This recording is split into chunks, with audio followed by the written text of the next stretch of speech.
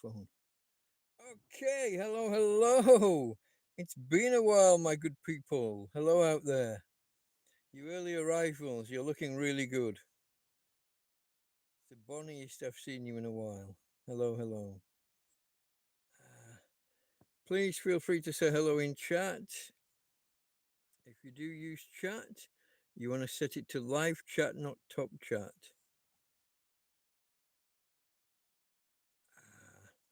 Okay, let's just give it a minute or two while we wait for people to arrive.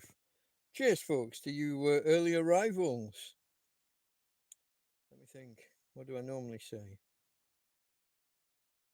I don't know. Cheers, big ears.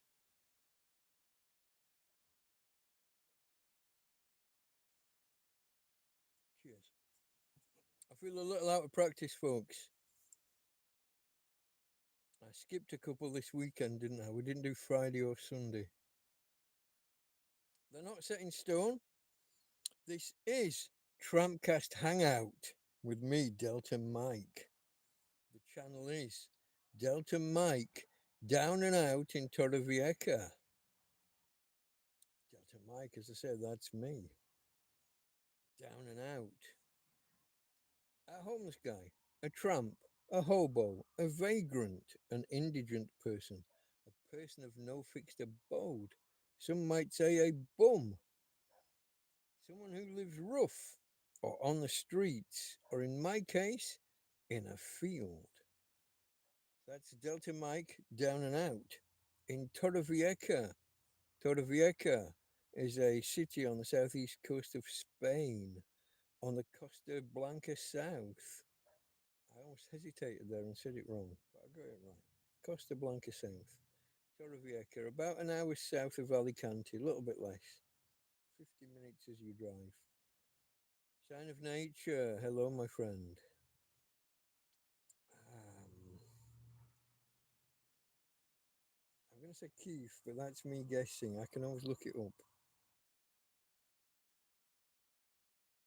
Let me look it up because I don't like to guess and get people's names wrong. That's impolite. That's rude.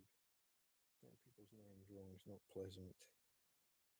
I don't like it when people get mine wrong.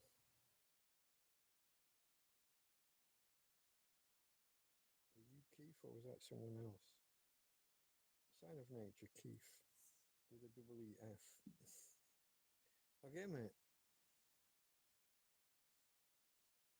Where are we? I can't see how many are in. I've got this big white bar across the top. Five people in the house at the minute. I think it says 4 thumbs up. Somebody hasn't hit the thumbs up. I'm sure you'll correct that in good time. Okay, folks, it's been a minute or two, hasn't it, since I last did a. I think it's about. Is it a week ago? Is that today, Tuesday, or was that? I don't think it would have been Wednesday because Scruff Dog. So I think Tuesday when I got angry about. I posted. I posted the video of all the lovely flowers, and somebody saw the dog and took offence and said they were going to report me to the police. And I did get rather angry. I maybe shouldn't do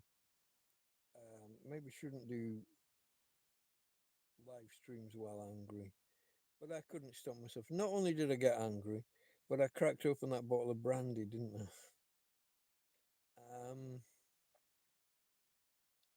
Yeah, that was an interesting couple of days. Nothing happened, nothing untoward. Took it steady. The bottle of brandy lasted about 4 days, I think. But that first night, I think I took about half of it. Um,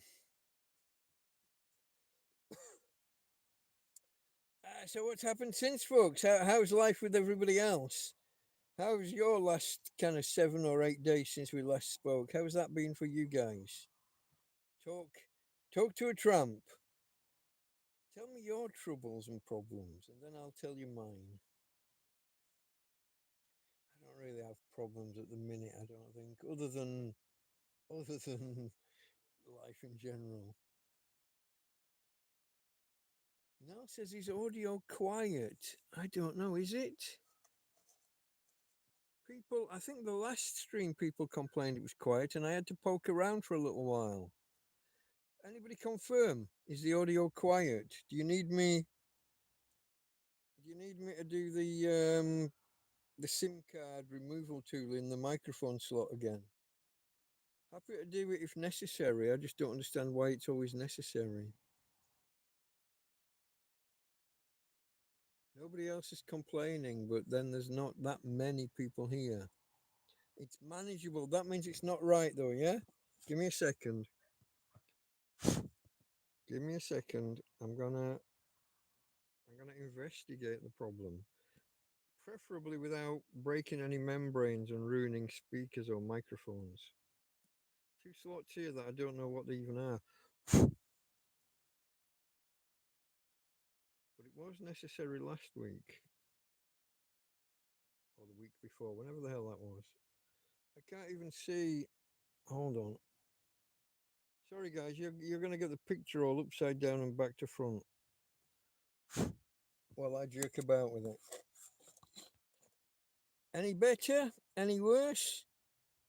Last time I had to step out and step back in and suddenly it was better. I don't know whether it was a clogged microphone or whether it was just the YouTube app. Better. Okay. We'll see what everybody else says. Please tell me, folks. Audio and video checks are always useful. Let me cover some of the detritus. I just had a real battle with Tina to get the bed semi-presentable. It was a rare old mess before. I'm under a blanket, and then there are these two quilts laying around, and they've been all over the place and piled up high. And then we just went out do Tina's evening ablutions, and when we came back, I just fed her and watered her, and then she wouldn't get back into bed properly. She was on the bed, not in the bed. She was on top of this pile of quilts, and I've had to fucking move it to one side, pull the quilts off. I had this quilt that was it was simultaneously the top quilt and the bottom quilt, and I could not fucking work out what was going on. I just had to, it was a topological nightmare. Uh, Geometry was all over I think we broke three laws of geometrics, geometry. Um, in the way that the quilts were contorted, twisted, and contorted together. And then I had to dig out this nice pink. I don't know where that shows up. It's kind of a pink checkered top. It's meant to be a quilt cover, but there's no quilt inside. But I had to dig that out to try and put a prettier cover over. Now you're at 50%. Okay, now better 80%. Thank you, Alan. Alan in, no, is it Norfolk? Norwich or Norfolk? Let me remember. I think Norfolk. 80% of normal. It's listenable. I have no idea, folks. I mean, it's not like I can take a vacuum cleaner to the nozzle, to the nozzle, to the microphone aperture. I've got no clue. Um, Maybe there's one at the top that I'm missing. Because it's a stereo speaker. There is a little hole there. Look, is that a speaker or is that a microphone? Maybe it's that end that's not right. I've no idea. When I make a video, everything's okay, isn't it? When I did the video last week, everything was okay, and then that same night, I think everyone was complaining it was too quiet. So my feeling is it's the YouTube app. If it's too bad, I can step out, step back in, and see whether it's because I think it was last week. I tried to step out and then step back in on a different device, and it wouldn't let me. I could only step back in on the device I'd initiated the stream from. So I don't know. Anyway, let me scroll and see whether I've missed anything. Have you recovered from the last video? From where Oscar, hello mate. From where I was annoyed. Yeah, I was okay halfway through that video. I think I was feeling better. Once I'd vented. I think we had a discussion about catharsis and the original meaning of catharsis. Because any fun, factual things that include bodily fluids, I like to go there. Um,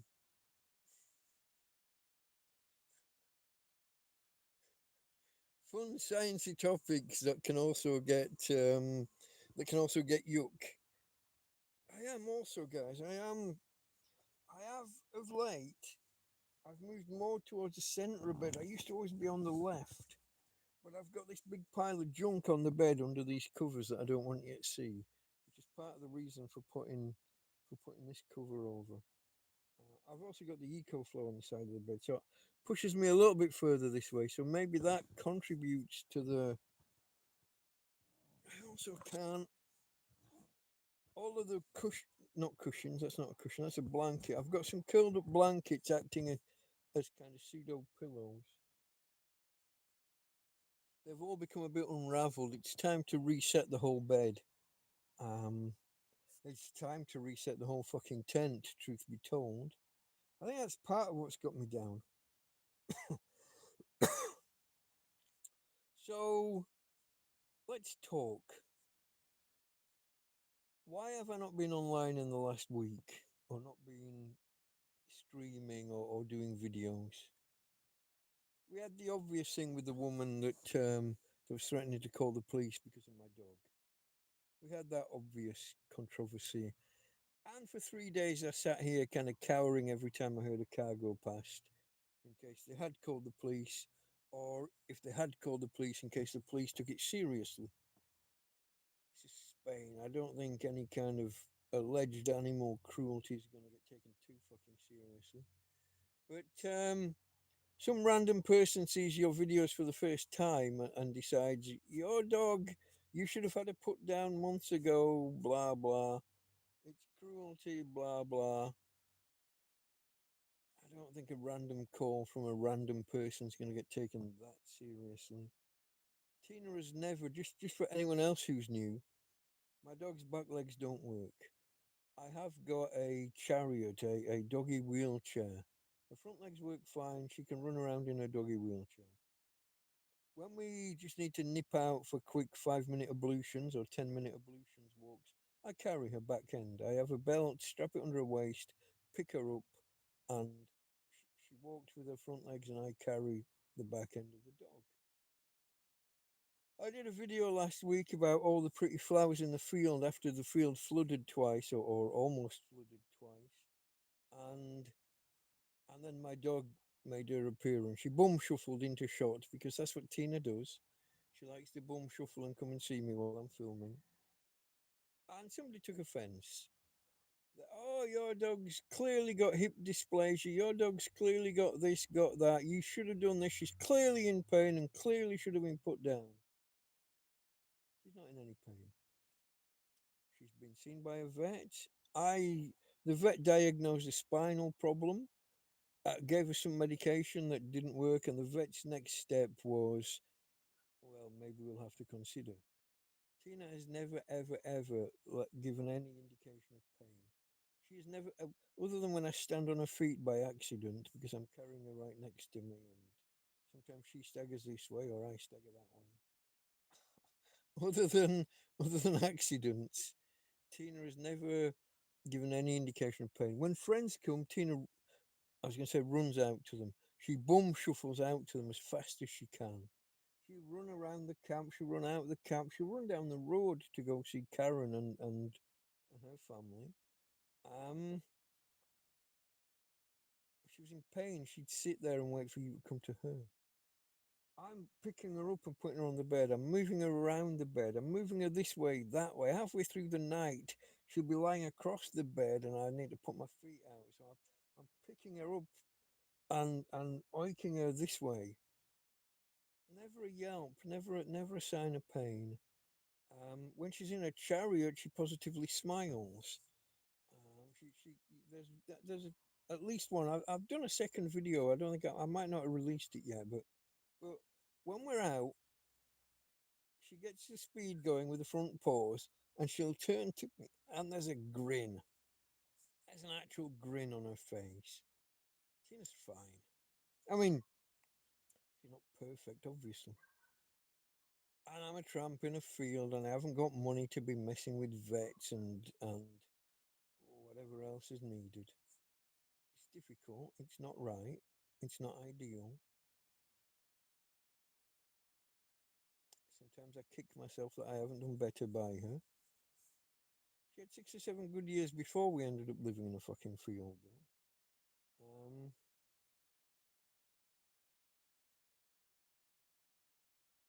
Yeah, you know, life's not perfect for either of us. But in a lot of ways, as a friend said to me a few weeks ago when I was saying these things, when I was saying I wish I'd done better by her, my friend said, "Hey, for a dog, she's had almost a perfect life. She gets to spend 24 hours a day with the leader of the pack, with the alpha, with the master, however you want to put it. I'm not going to work 8 or 10 hours a day and leaving her alone or leaving her with strangers. She's with me, where she wants to be." Um, so thank you, friend, for saying that. That did cheer me up. That put a different spin on things, and it is probably a spin, but it's a nice thought for me at least. Um, let's see if I can show you my lady. She's over there. She's she's taken to going on since we've started using the covers. So if you recall, folks, we spent about 5 or 6 months sleeping on top of the bed. We were just on top of the covers. We never used them.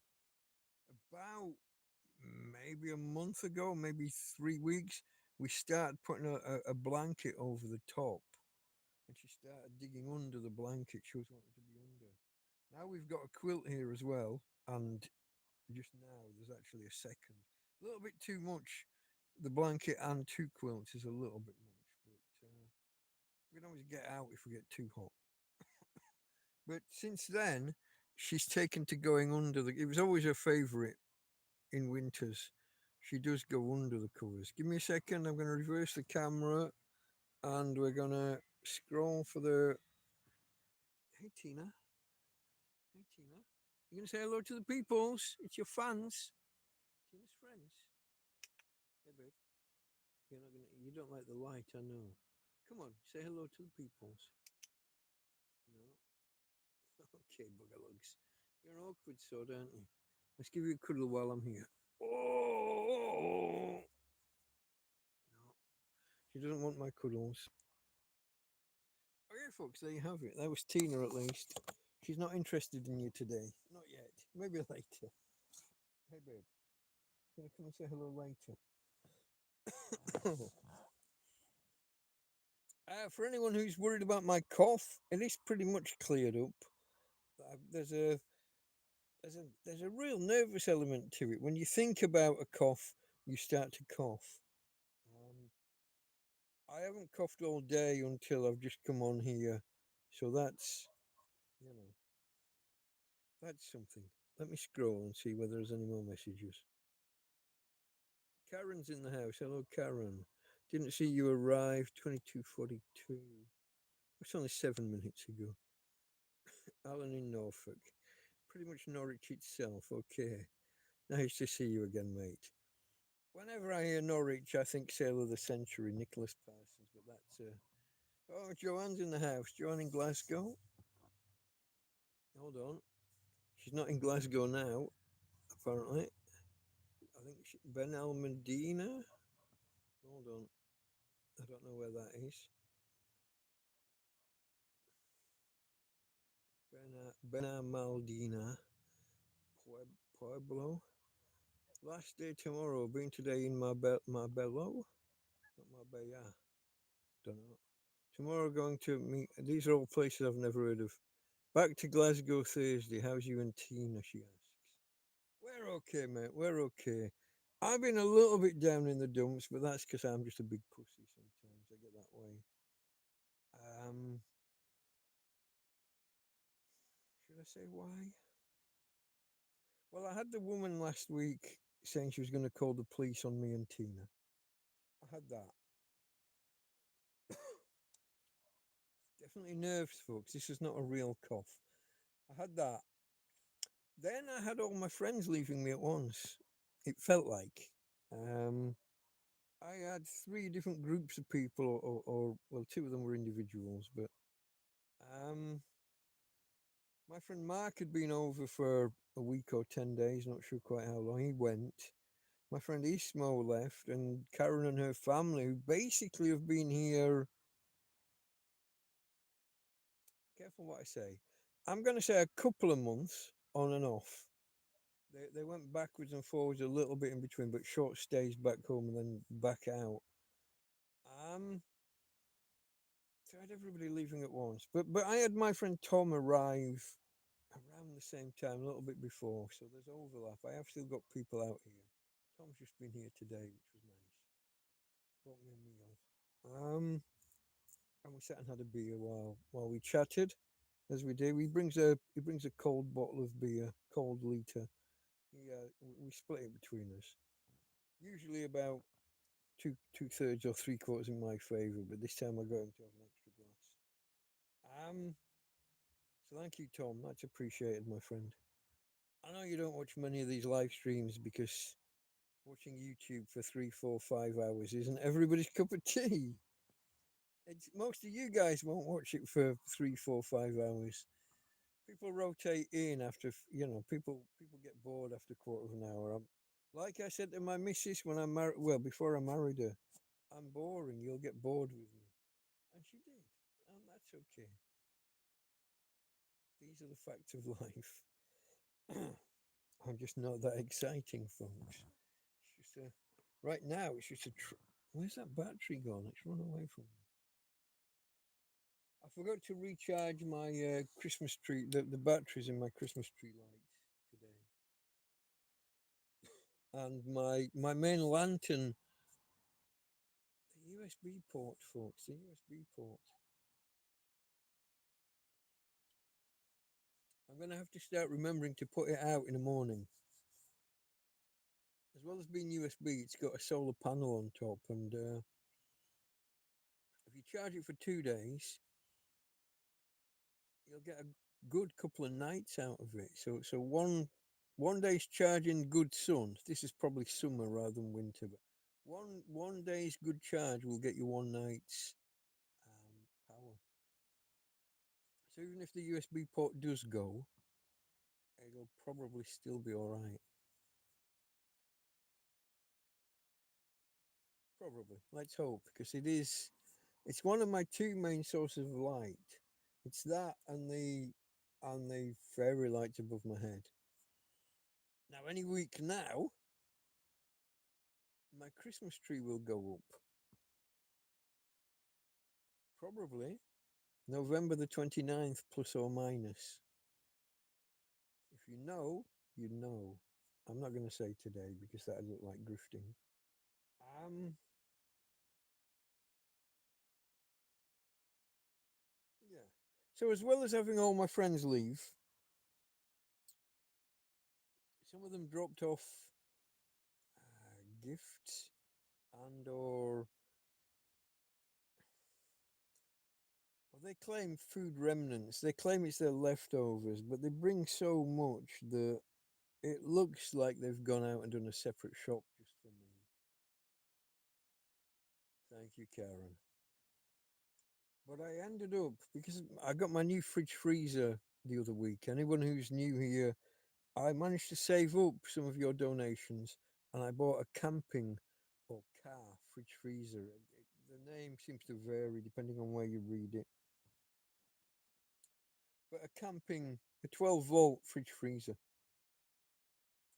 which is now parked in the doorway over there because I had nowhere else to put it. It was the only square footage. But that plus 3 bags of food and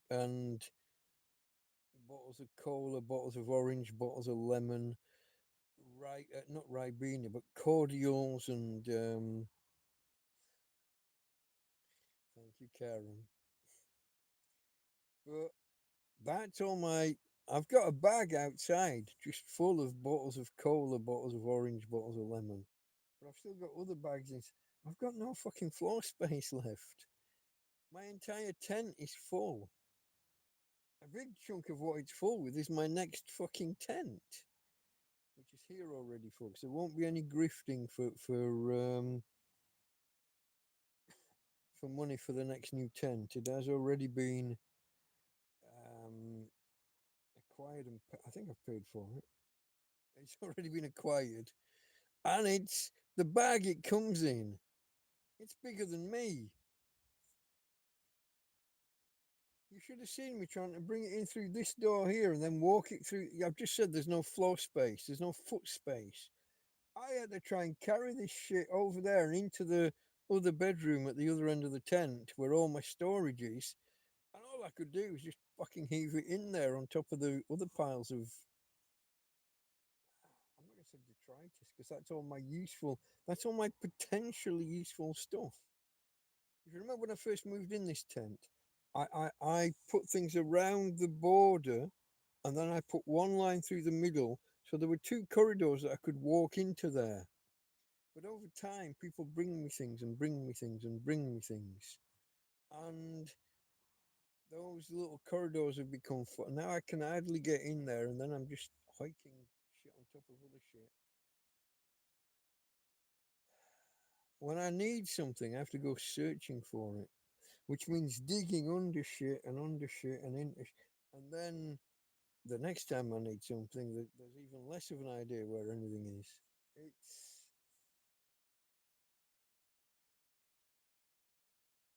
it's impressive for a tramp. Doesn't look great, but the amount of stuff I have. For anyone new, let's just, I don't want to show, there are some bad corners to this place. For example, I've got a bin bag in the corner of the bedroom here, but I will have a habit of, for a day or two, I just throw the rubbish into that corner. And then I'll have a 10-minute putting everything into the bin bag. Because I can't just leave the bin bag open to throw things into because flies. Oh, remind me later. Somebody in chat, just in about 10 or 15 minutes, just say flies and question mark. Ask me. But let me just give you a quick tour of this end. So here I've got a box of clothes. You can't see it, but because it's covered. On top of the box is a big old cutting board. Thank you, Karen. On top of that is some supplies. And then there's my lamp. Then there's my go bin. Most people have a go bag. Most preppers will have a go bag in case they need to flee. I have a bin because I've got more shit than most people. Over here we've got a chest of drawers in a tent, folks. Over here it's a double bed. There's a bed frame under here, no legs, but there's a bed frame and two mattresses, one on top of the other. Me, two quilts and a blanket and a dog. At the other side of the tent, you can't see it, but there's another bedroom over there where all my stuff is stored and piled high. Let me see if I can put a light on for you. I don't really want to show you the embarrassing stuff, but I'll risk it. Over here, there's like a Queen Anne armchair, but I can't sit in it because it's piled high with all my stuff. Over here is a doggy. I tried to get you to meet her earlier. What's that shining on your head, Tina? That's just your hair, the way it shines. Oh, you got a white patch on your hair. Over here, folks, I've got a veg rack, and next to it is a set of plastic drawers full of food or food stuffs, mainly dog treats, to be honest. That's the way that went. Tina takes over. Over here are the plastic bags with food. Uh, all the sensitive stuff's been put in my new fridge box, which is over there. If you can see the black rectangle behind the tennis racket of death, the tennis racket of death is a fly swatter. There's a black rectangle just behind it. That's my new big fridge freezery thing. Um, and in the far end, way off, way over there. No, that's a Chatham enlarging. Way over there. You see the thing with the orange straps? That's a new tent. Just thrown on top of everything else. But that room is just full of, I'm not going to say junk. People bring me, sometimes people just drop off two carrier bags and don't explain anything. And I just greet them, say thank you, and pillow, my main cushion support. They drop off 2 bags. I say thank you, and off they go. And then I find out it's more bedding. I've honestly got more bedding than 10 tramps would need. So it gets stored because one day I will. Some of these quilts are a bit manky. One of them in particular, when it gets damp, as soon as the air gets damp, it's like a sponge. One of these gets like almost wet. You're not sure in the morning whether it's cold or damp, and it's kind of both because it just draws moisture out of the air. I was supposed to throw that away over a year ago. Karen gave me a replacement quilt, but I kept it because tramp. You never know what you might need. More quilts is better. More is better. More is always better. Let's scroll, see where we are.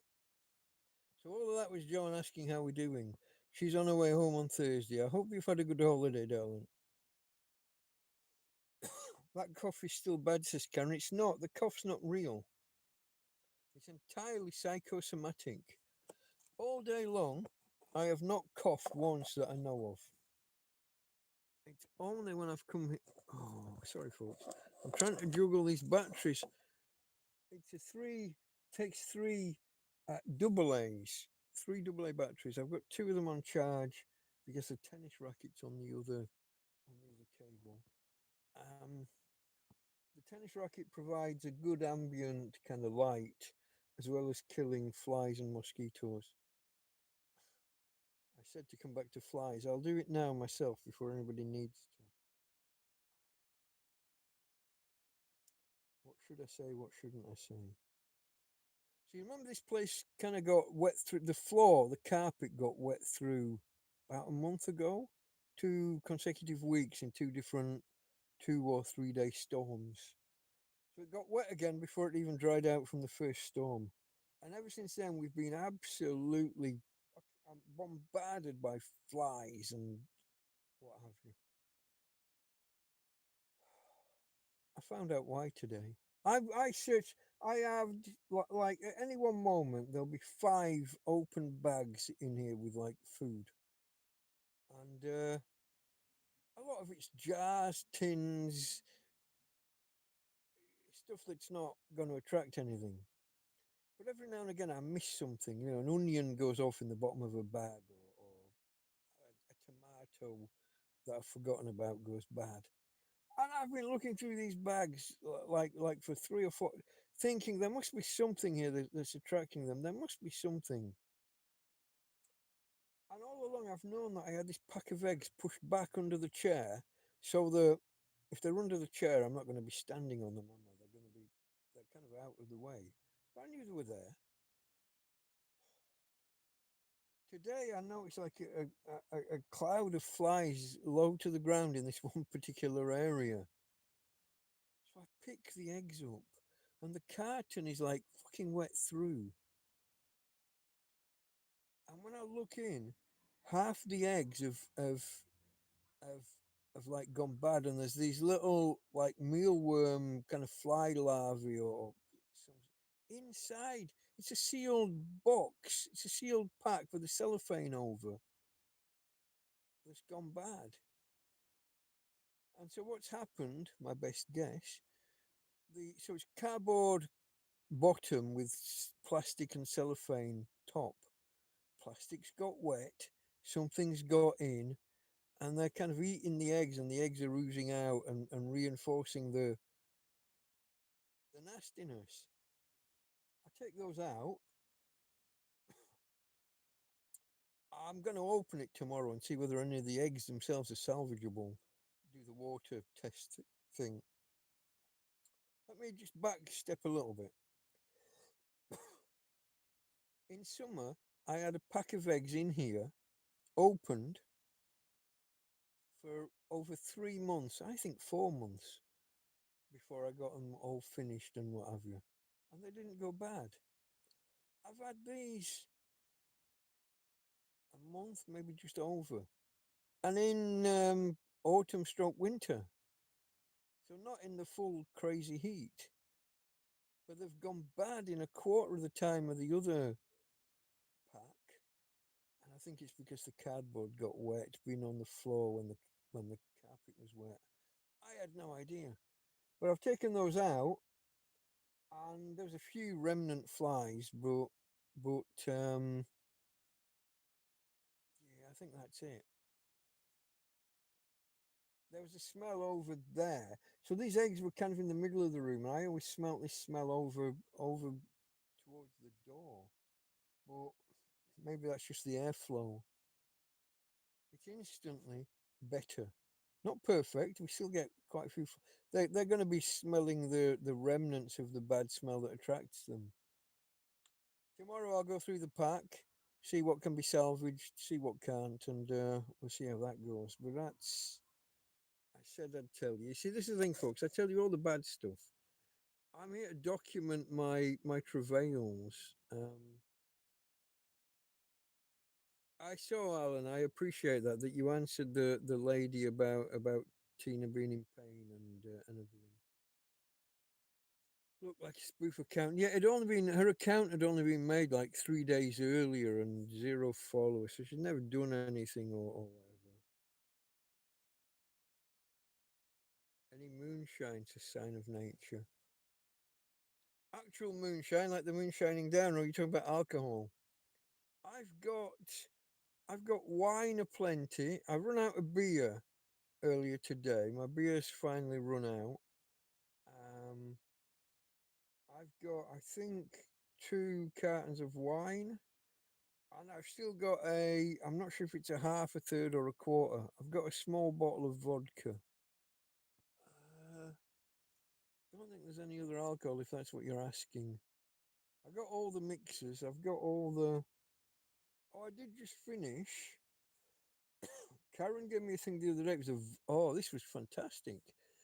A vodka liqueur, caramel flavored. Absolutely gorgeous. I mean, too gorgeous. You know when a drink's just so moreish that you accidentally. It was over. I think it was a partial bottle when she gave it to me, but probably at the higher end, more than a half. So maybe 2/3, maybe 3/4. Not sure. But she left. Well, she dropped it off Friday. She left Saturday. I just finished that off. I think last night. I had the last little. Oh, it's way too moreish. Way too.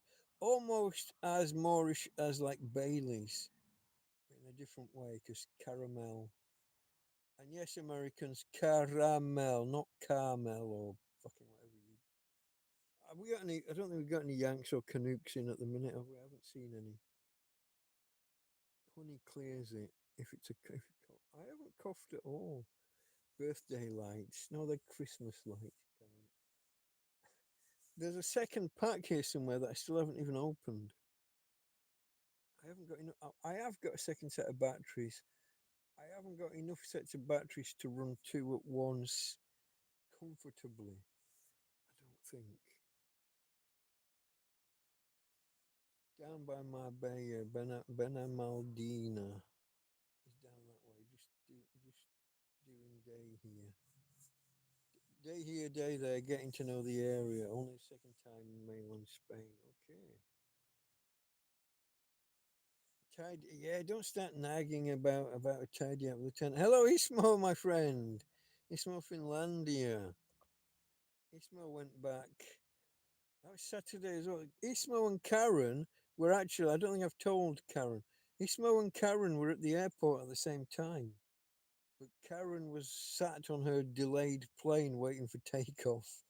I think when Ismo contacted me. So I would have tried to kind of get you guys to meet. I like it when my friends meet.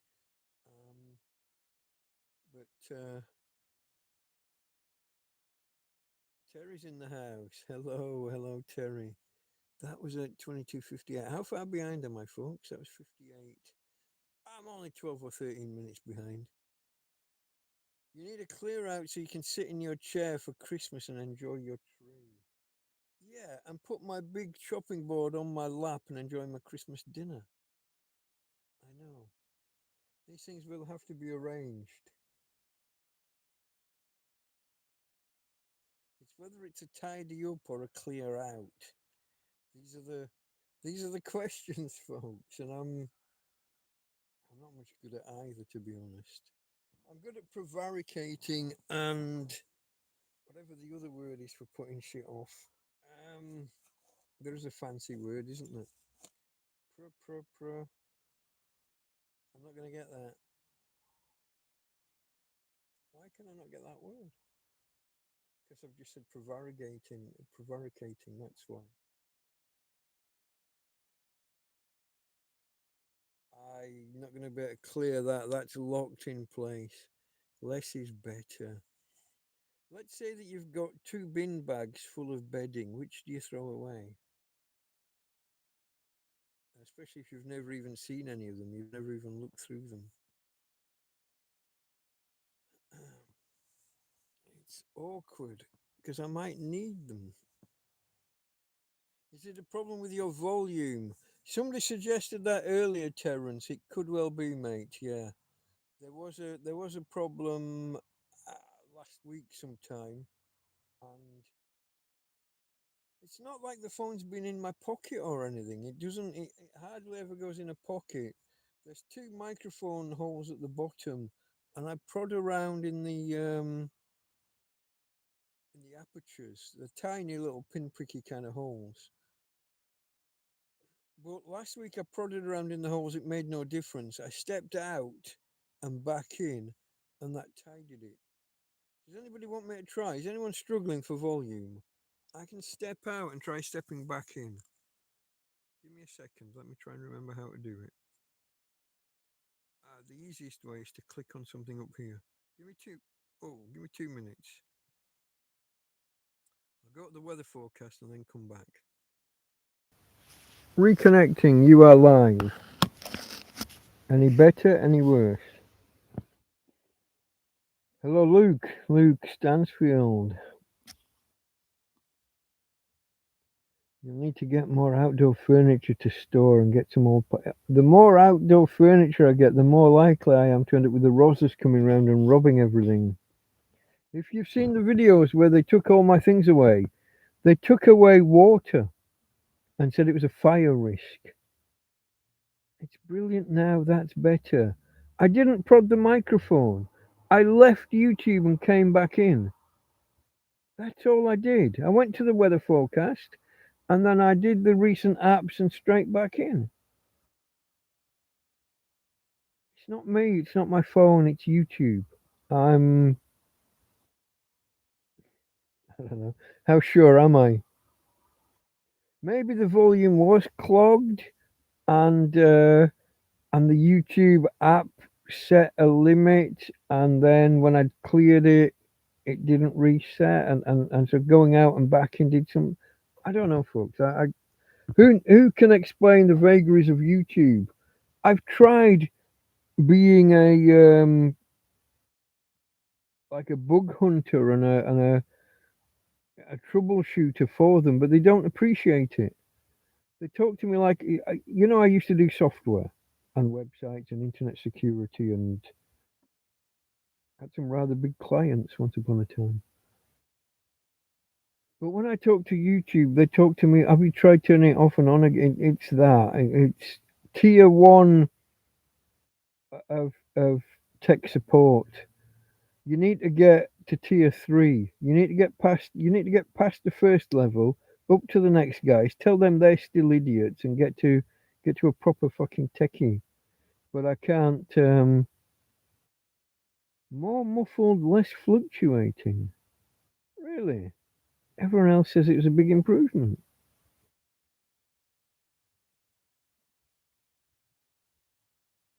Cheers, Jack. Always appreciate your input, even when you're late.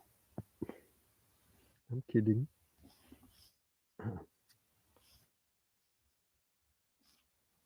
Maybe Jack needs to off and on again, out and back in. Everyone else is saying 100% perfect, brilliant, better. It's gone muffled again. Nothing changed. Let's do this. There's no other. There's no microphones down the side. There's one other little pinprick hole at this end that I think's a speaker. You'll hear it on replay. I will, my friend. I will. I have been listening back at them again recently. Thank you, Michael. Michael's telling everyone hit the like button, help the channel out. Always appreciated. Where are we? 12 here, 8 likes. And I know that the 12 of you here are not the only 12 that have been watching. Some others have cycled in and out, so there's a load of you not hit the button. Are any of you new? Any of you got questions? The whole who, how, what, when, where, why? Why a tramp? How a tramp? How an Englishman trapped in Spain? Most of your questions are answered in a video called TrampCast 001. There was an update one time attempted. I tried to make a more compact version. It ended up 50% longer, I think. Cheers, Jack. It was an enjoyable evening, but mission wasn't accomplished. Oh, incidentally, 11th of November. So, if you remember the story, folks, August the 14th, I was made homeless. 3 years ago now, wasn't it? So three years and 3 or 4 months, whenever the fuck August was. Made homeless. Couple of months in a field, and then came down here and landed here October 10th. Field flooded on my first night. Only like ankle deep, but all my stuff was sat in the water, and it was a bad night. And then me and Tina staggered off the next morning to go and get dry. We came back in the afternoon to try and get the bedding and the bed dry. And we were just sleeping out in the field. 1 month later, the night of November 10th into November 11th, huge torrential storm went on for about 10, 11 hours. And I decided to move to slightly higher ground, as I perceived it. And I strung a line between a tree and a telegraph pole, not a telegraph pole, but a power pole. The power's up in the air out here. A lot like when you watch San Francisco on TV, all the ugly power lines everywhere to each individual house.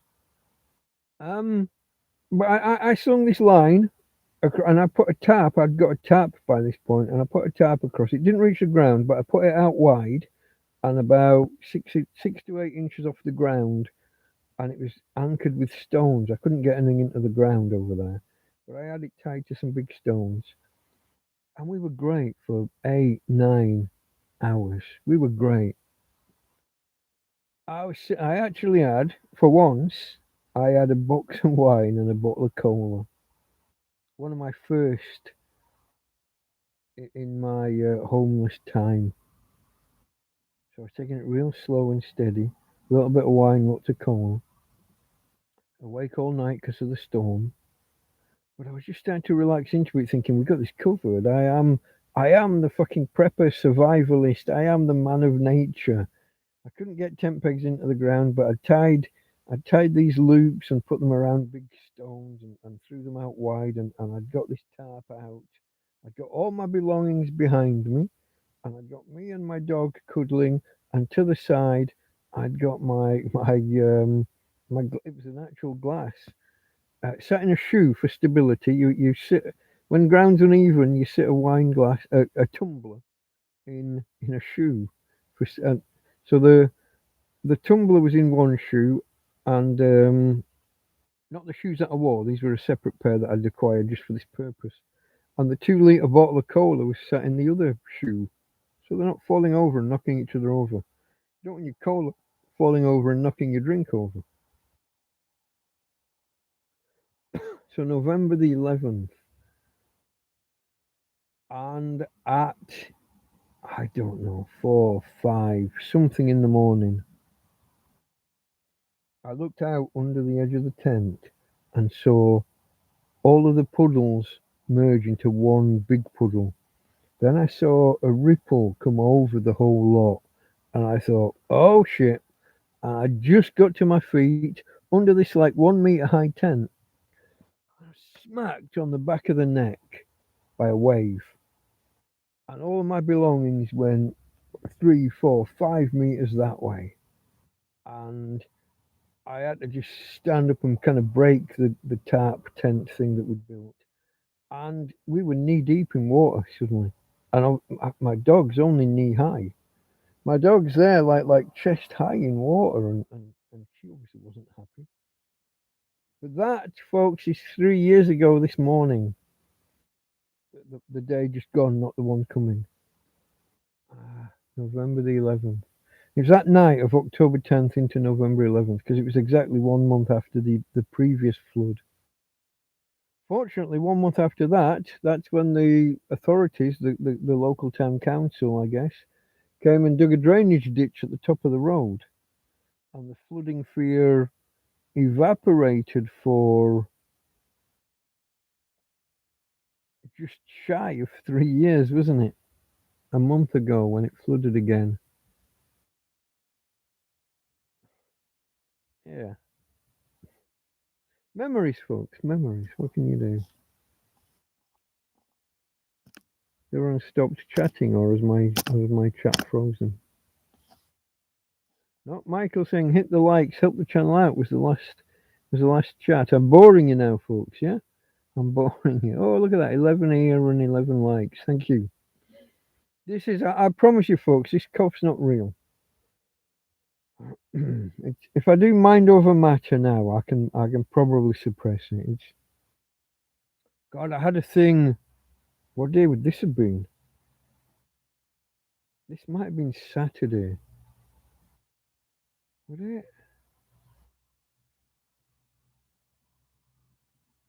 I'd not eaten for a day or a little bit more.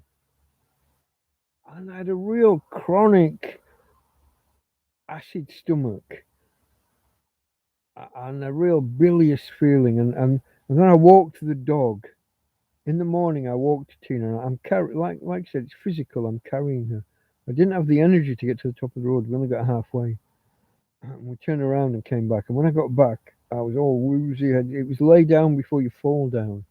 But when I laid down, I got this real nauseous, bilious kind of,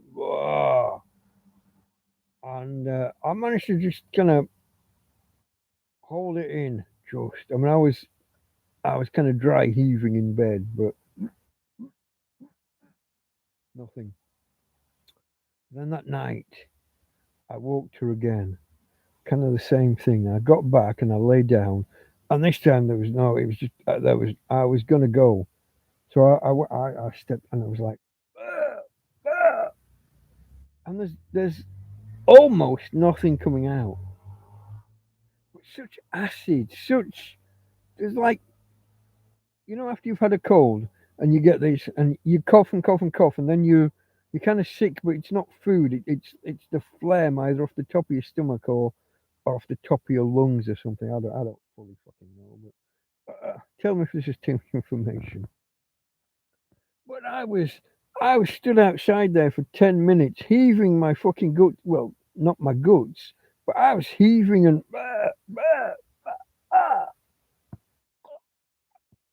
and there's gobs of phlegm.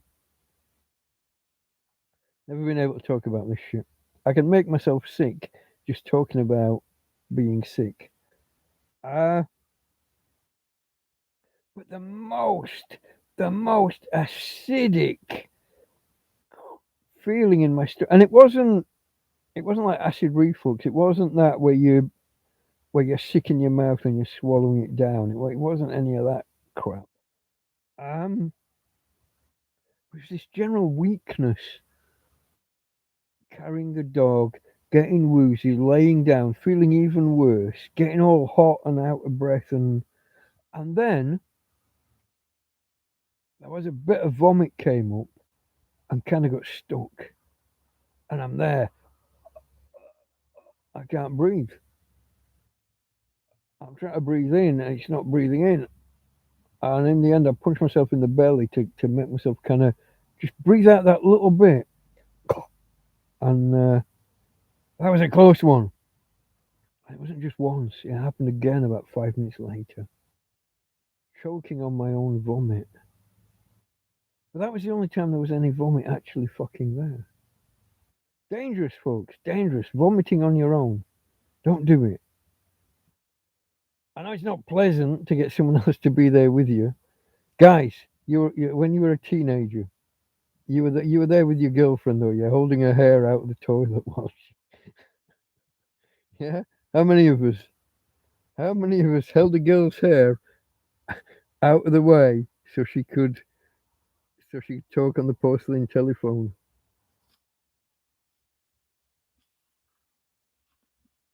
You're never boring or always extremely interesting. Tell it to my wife, mate. Is there any possibility you can get a blood test? What are we testing for, Terry? You know about the cough? I think I've got TB or something. I'm in a field, so I must have TB or maybe COVID or. Joanne missed some of the conversation. Kids phoning me, no peace on holiday. You can. Here's what I do when I'm watching a live stream and I fall behind by a few minutes. Go back that few minutes, but set the player to play at 1.5 speed, and it'll play what 1.5 times as fast until it catches up, and then you're back on normal course. I had to do that this morning. I watch a guy. Oh, do I tell the story of Nick Ricator again? I used to love watching this guy. American lawyer, not a big practitioner. Had a small law firm in a small country town, but he was excellent at analysis, and he was big into the Constitution and the big picture stuff. So even if judges make decisions that are wrong, he'll tell you why they're wrong and what the decision should have been. And before a case, he'll tell you how it should go. And people pretty much agree with him most of the time. And when they don't, it's an interesting conversation. Lawyers can disagree, and that was always interesting. But he got himself into some trouble just over a year or 18 months ago. Apparently, a bit before that, but we didn't know. He was off having lots of fun. Him and his wife were partaking in three and foursomes, um, wife swapping, and drugs, cocaine. It turns out, and the police raided his house. So he got in a lot of trouble for a while. Kids taken off him for a month or two till things got sorted out and squared away. Court cases hanging over his head for 9 months or a year. It all seems to be sorted out. He's got 5 years probation. He's not allowed to drink or take drugs, and he was a big drinker. He was a real whiskey buff. But he seems to be trying to claw back. This guy made millions, actual millions, during the Johnny Depp trial and the Kyle Rittenhouse trial. That was the kid that shot Antifa rioters during 2020. Um, but obviously, with all his legal troubles, he couldn't be online as much. He couldn't say as much. Anything he did say online was getting him into more trouble. He had to disappear for a while. He lost a lot of friends online. There was accusations that his kids had taken the cocaine. One of his kids was tested positive for cocaine in her hair.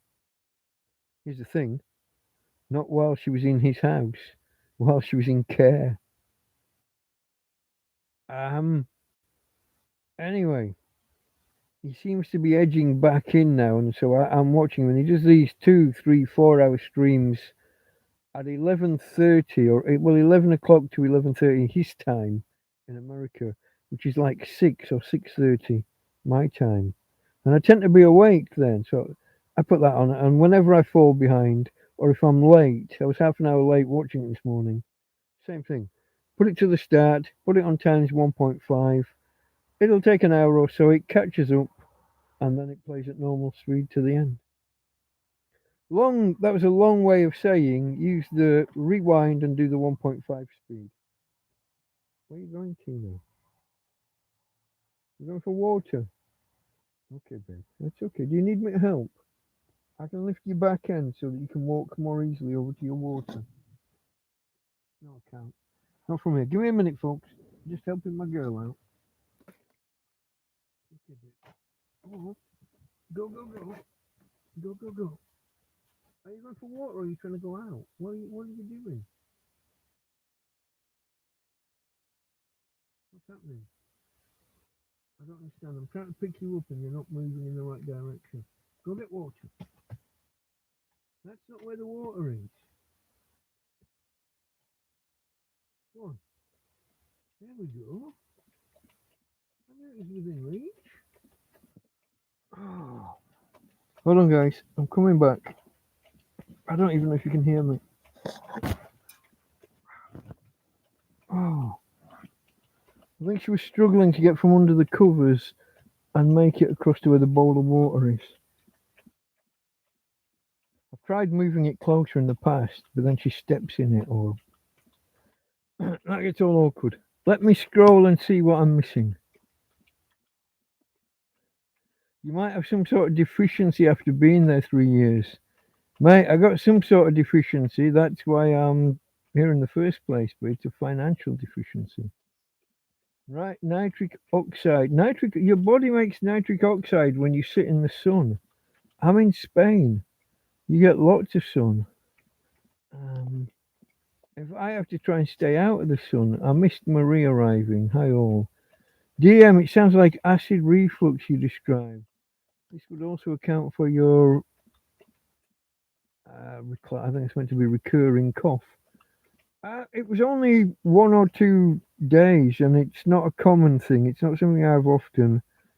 I think it was because I didn't eat for a few days, so it's kind of self-inflicted and probably to be expected. I don't think it's a. I don't think it's a symptom of anything real. If it recurs, I'll think about it. But for now, it was not exactly a one-off. It was it was a 2-day event, a 2-day incident. But once I started eating again, oh, okay. This is when I started eating again, folks. Let me. I got to show you this because the lamp was set on it. I haven't got 3 cans of beer here to put the lamp on. I know it's reversed, but those of you that are good with your brains at reversing, bring out the Branston. I got cheese and pickle, and I've got sliced bread.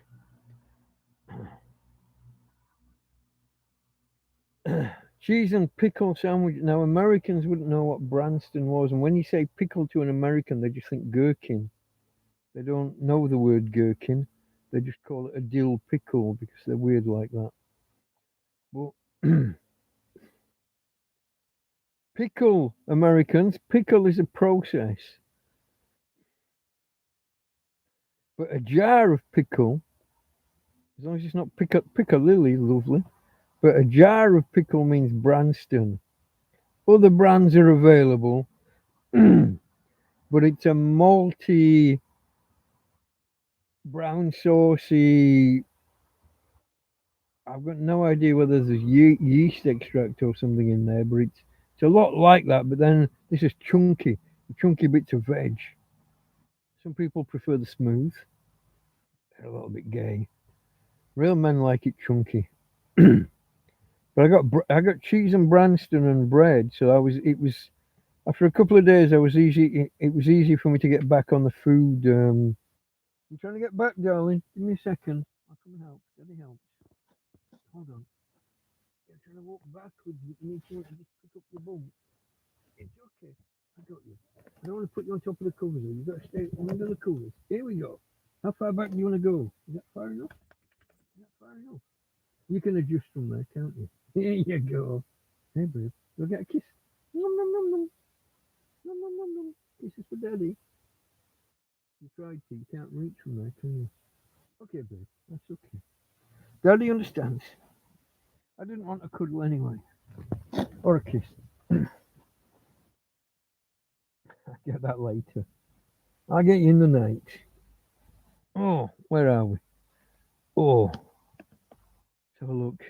Everybody's concerned about my health. Stop it, folks. Vitamin B12 comes to people your age. Ah, isn't that a drinker's thing?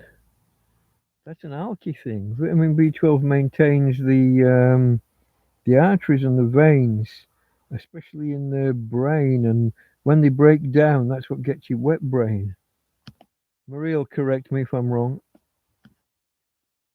A cough when you recline. Not.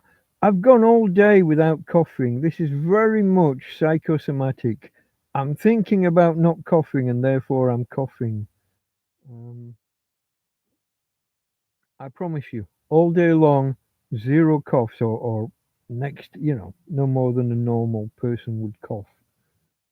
Um, this is very much just, I'm talking to you guys, and because I've been coughing recently, I'm thinking, don't cough, don't cough. And as soon as you think, don't cough, you cough.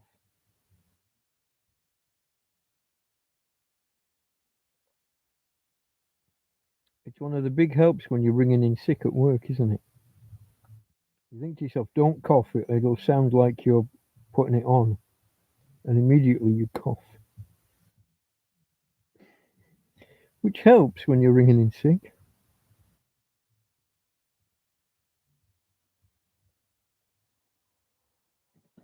I never did it. I don't know. I'm not speaking from experience. Well, maybe once.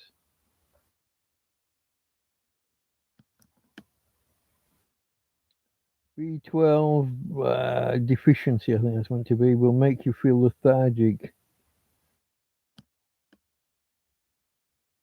I think you'll find yourself not getting to do much. You see, I don't. I think you'll feel yourself not wanting to do much, maybe. I don't do much anyway. And yeah, I don't feel like doing much, but what the fuck is there to do? Where do you go and what do you do with a disabled dog, no money, and your possessions in a fabric bag in a field where people might want to do damage or harm to them?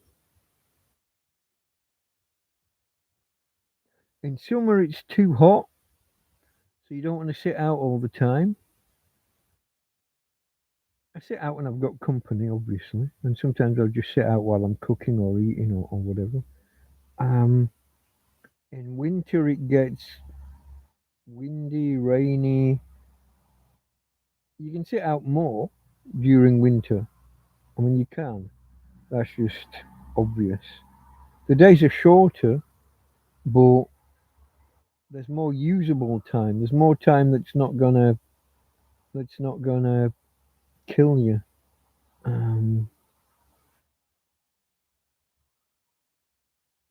that was a video, not a live stream, Joanne, with all the flowers. The flowers are all still there. They're all still marvelous. There's no fruit or anything yet. I've no idea whether they will pollinate, and the flowers are obviously kind of blossom. They're I've no idea whether this is just like a false spring or whether these things can make a go of it over winter. I don't know. I haven't seen this happen at this time of year. Spring usually comes really early, like February. Things will start to burst to life ordinarily. So is this just 2 or 3 months early? Or is this just a false thing that's going to knacker the plants, drain all their energies, and not be fecundant? Lovely word. To be fruitful, to bear fruit, to.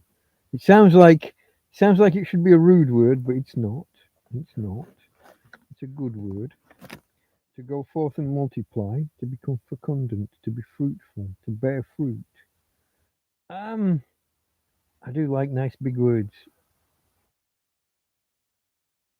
If you've been here a while, you'll know that, but you'll have to shovel it again so you don't get flooded again.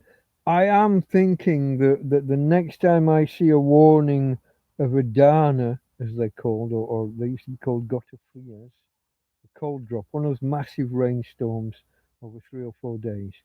If I see a warning about one of those again, I might have to go and buy a shovel and manually. I was looking today. It's not just this side that needs clearing out. Most of that trench is fine. It's the exit from the trench onto the road, and then the other side of the road is getting all green and fruitful. You could say fecundant if you wanted to. It's eh, so any debris that washes through will get caught on all of the growth and will become a dam. And this last one, I still never, I never really, I have a video of this last storm, and I've never released it. I didn't get the impetus, and now, who wants to see a video of a storm from a month ago? I mean, if you do, let me know. But it'll be about half an hour. But that's where this road really washed away. There are some really big gouges in the road. Gouge isn't the right word. Ruts, really big roots that have part washed away by the water and part by the softening of the road and then the car tires going through. But if you get roots on both sides, you got a root here going down and on two sides, and you're left with a mound in the middle. It's deadly for the cars. I'm sat here every day. I hear somebody crunch hard on the apex of this because two sides of the road wash away. There was one person trying to put stones in the rut, and then this woman came around the next day and pushed them out. She figured it was loose stones that were going to damage the bottom of her car. She doesn't appreciate it was lifting her up so she's not hitting the rut. So what do? One neighbour puts stones down and one neighbour takes them away. Sit back and watch. She's the last one whose car got knackered by it and left the oil lying down the bottom of the road, and she had to park up for 3 days. They had to come away and tow a car away to come and fix, to take it for fixing. And she's the one emptying the. Someone's trying to fill the rut, and she's emptying it. What can you do? I don't know what the polite thing to do is. Solar plexus. Are you behind Sound of Nature? You talking about hitting myself to make myself breathe out to clear the. Almost giving myself a what's he called? Heimlich, Dr. Heimlich maneuver. Yeah, it was that. But if you're just there now, then you want to check whether you're live and hit the little button. Bottom left corner, folks, there's the word live and it has to have a red dot next to it or you're behind.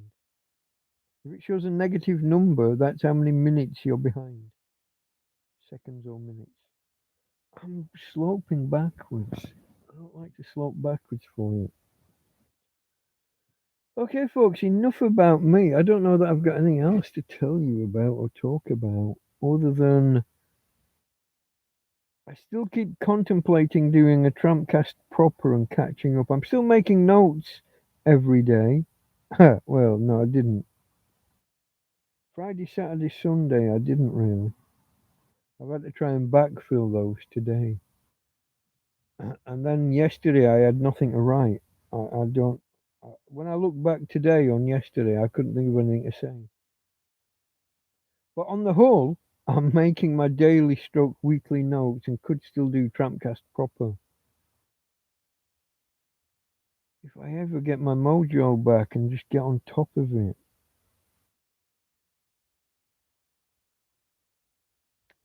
I don't know what's wrong with me. Could be the B12, like we suggested, the lack of impetus, the lack of vitality. Let's not even go there.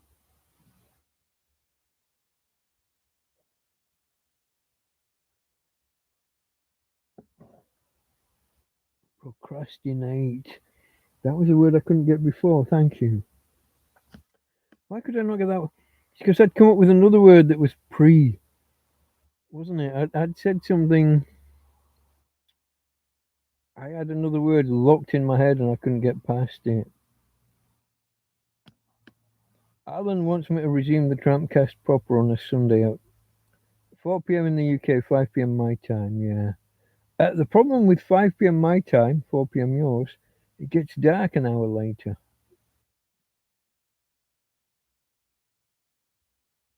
Maybe it's another reason to clear off my chair and bring the laundry bin back in and.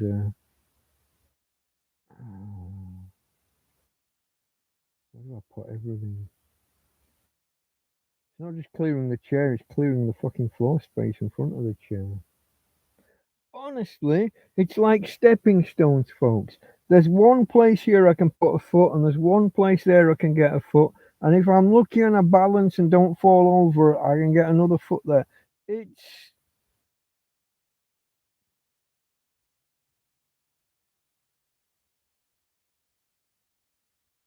there's boxes and drawers and racks, and I'd never open them. I don't get in them.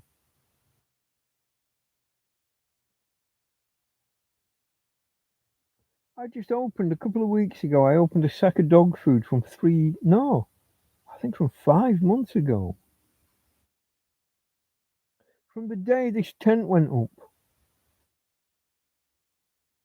It might be 6 or 7 fucking months ago, mightn't it? I just opened that dog food.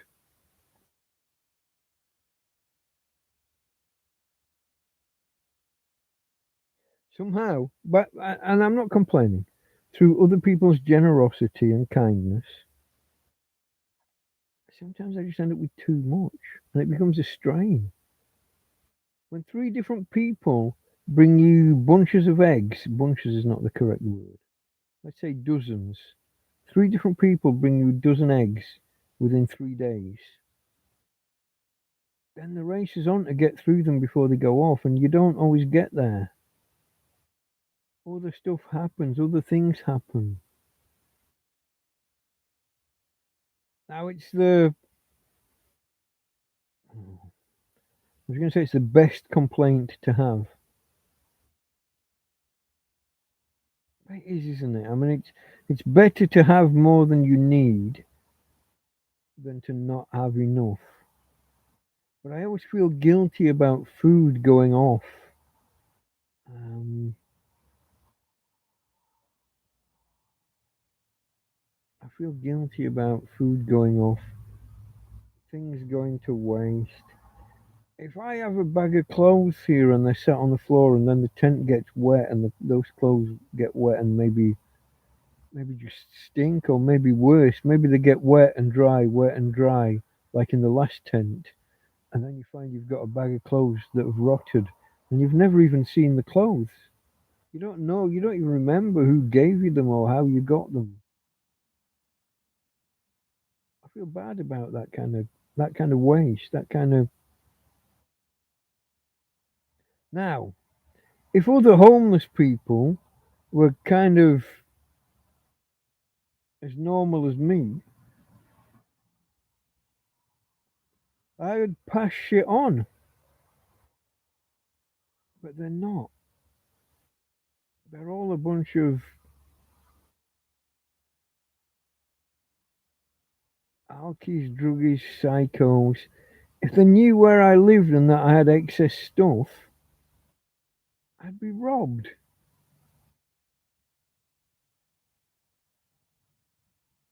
Next time I went to the shop, I'd come back and have nothing. My mate, fuck. Why can I not remember his nickname suddenly? Joby. My mate Joby. He got given an eco flow by a pair of junkies that were moving on and couldn't take it with them. And then about 2 weeks later, his eco flow got robbed by another pair of junkies while he was out of his tent. You know, these are people from Scandinavia who get 1,000 to 1,500 euros per month. Just they're just paid to not be in Norway or Sweden or wherever. Um, so they've got more money than sense. They've got no living expenses. They're not paying for apartments and what have you. So they choose this kind of lifestyle because it maximizes their um, disposable income. I was looking for an economics term. Disposable income maximizes their disposable income such that they can spend as much as they want on what they want. But they had an eco flow, this parent, and they couldn't. It was too much to carry with all their other things, so they gave it to Joby. But then another couple of junkies stole it from him. I think within 2 weeks. So me saying, "Hey, I've got more than I need. Hey, fellow homeless guys, come to mine and come and get some bedding and some sheets and some dog food and some I don't know what else is there. Clothing. I had more jackets. I had 7 jackets, folks. I've got 2 survival sleeping bags, 2 small tents, as well as my new big tent.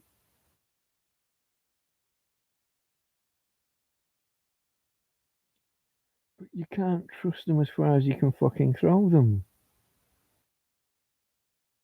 They're almost the only other homeless guy I've met who isn't an alky, druggy, or a psychotic fucking idiot is Joby.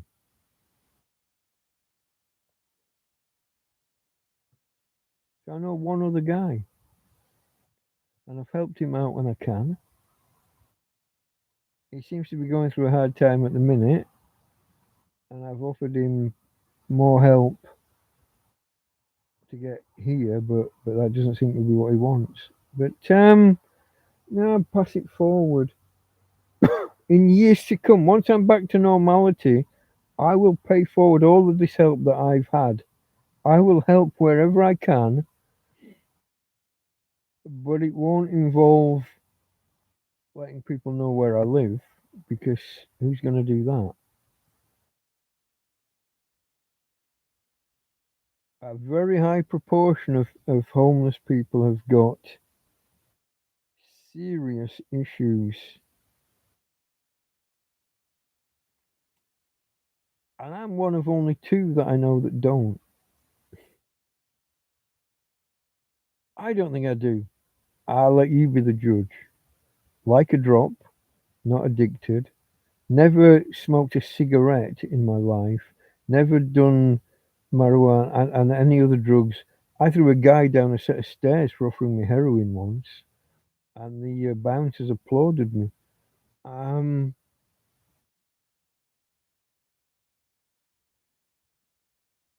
Psychiatric. There's a question.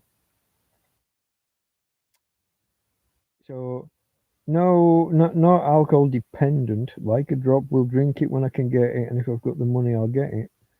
But not dependent. Um, no drugs of any kind. Not from cigarettes upwards. Nothing. Coffee, like a coffee. Although I've gone a few days without. The psychiatric thing.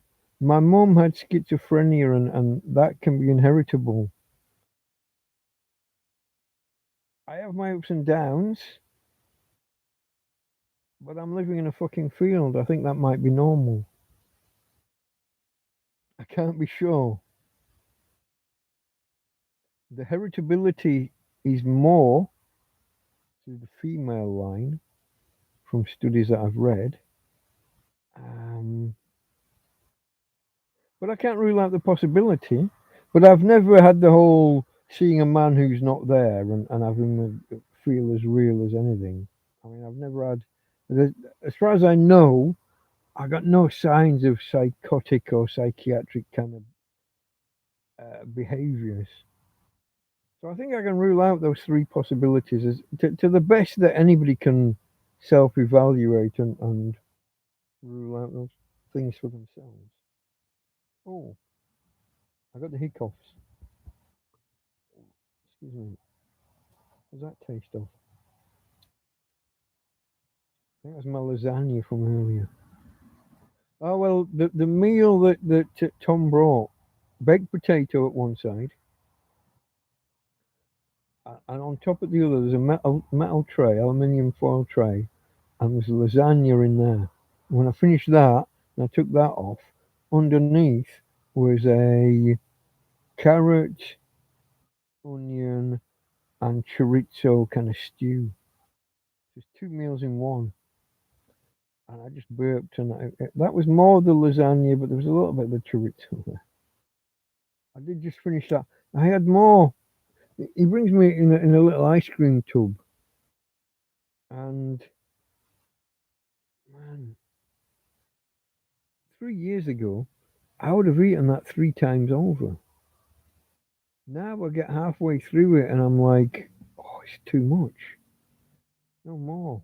So I have to put the lid on and say I'll probably have that somewhere between 10 and midnight tonight as a snack. And I had it. I had it about. I woke Tina at 10 o'clock, set up the eco flow and everything, and then I ate the last of the meal that Tom brought. So yeah, between 10 and midnight, I finished my evening meal. Was a second sitting. Let me scroll and see what I'm missing. I've been prattling on a while. King of your domain, pay them forward was Terry. Yeah, the whole paying forward thing's not easy. I could do with like an intermediary. If there was like a thrift shop or a homeless charity that I could drop things off at, so that they distribute them to other people, and I don't need to. Maybe they could even send a van around, like in the UK, they'll send a van to you to come and get stuff.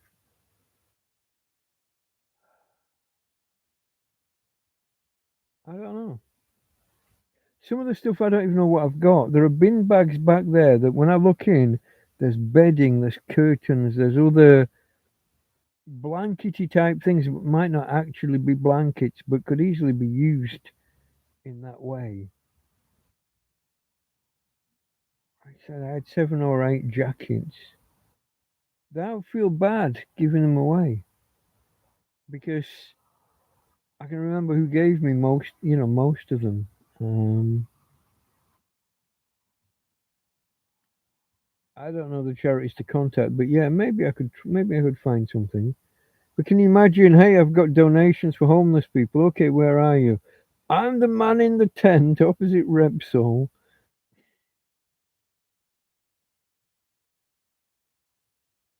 and then trying to explain. Yeah, I've got. Who needs 7 jackets? 2 or 3 in different shapes and configurations is more than any man needs. Um, I don't even know if I've got my original. So when I was first homeless, I think I had 2 jackets of my own, really thin, waterproof.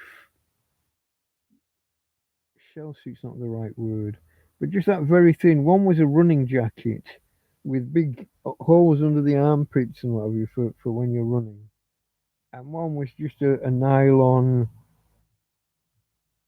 no padding, no nothing. It's just a nylon shell, just that.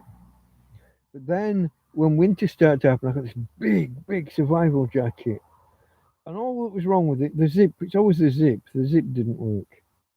But it had press studs.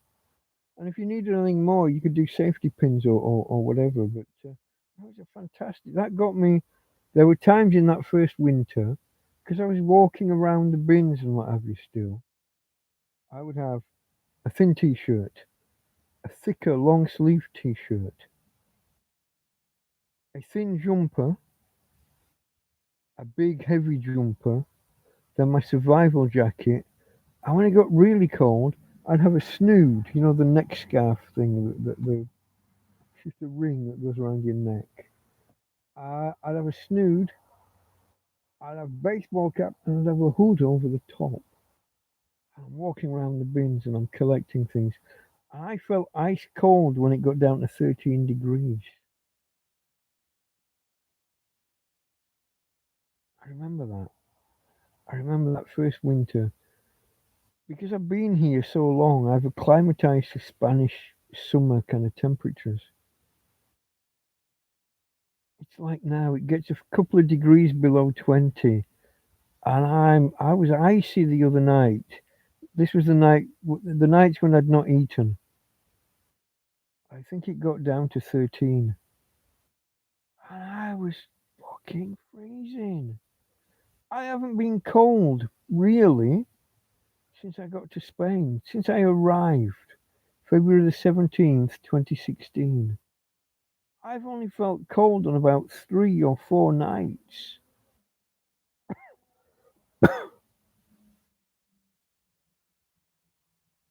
But a few nights ago, it was like, I don't I think it was still 17 or 18 degrees and I was cold. It carried on falling overnight, but I was feeling it real early on. But that's the lack of internal combustion. That's the lack of food, I think, I would surmise. Because we've had colder nights since and I haven't been cold. I have started using more bedding. Um, I've moved all the bedding from under me over me. The next step will be to dig some more bedding out and put some stuff back under me. You need to have as much under you as you have over you. Throw away the duvet that feels damp, it will make you ill. Possibly. But maybe it's taking the moisture out of the air and stopping me breathing in damp air. Maybe it's stopping me from getting. I'm trying to name something. I don't know that I can name anything. I don't know what that was. I don't know that I can name anything that you get from the damp in the air. Bronchitis, maybe. Is it? Would it? Could it? Should it? Pleurisy, bronchitis, things like that. I think you get from living in damp air, don't you? Damp or maybe mouldy conditions. Maybe a blanket that draws the moisture out of the air leaves the air drier and I'm more healthy. But yeah, that duvet it may make me feel colder. I don't know, folks. Let me just see what that was. That just a battery warning?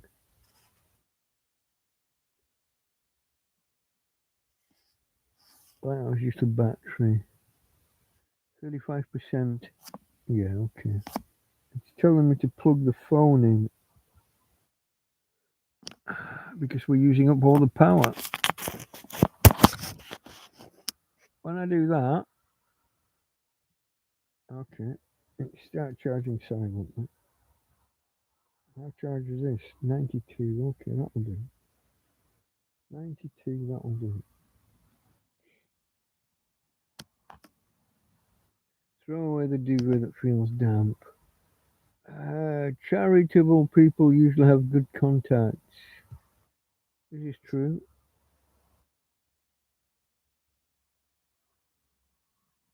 King of your domain said Keith, sign of nature. I like your conversion from conspiracy theorist to bigging me up. I like that. I like that move. That was Alan saying he wants me to carry on with the TrampCast proper. Yeah, I'm good at procrastinating the procrastination, Jack. Yeah.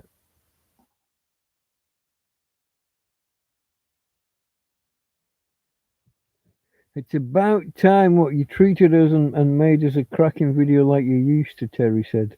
What would you like? What kind of cracking video did I used to make that I haven't made? Yeah, I was documenting my life. The thing is that my life has my life is just it went from me being out there and doing things and moving around and going to the park and going I don't know, running out of money and going to the shop and spending my last tenner or my last 15 euros.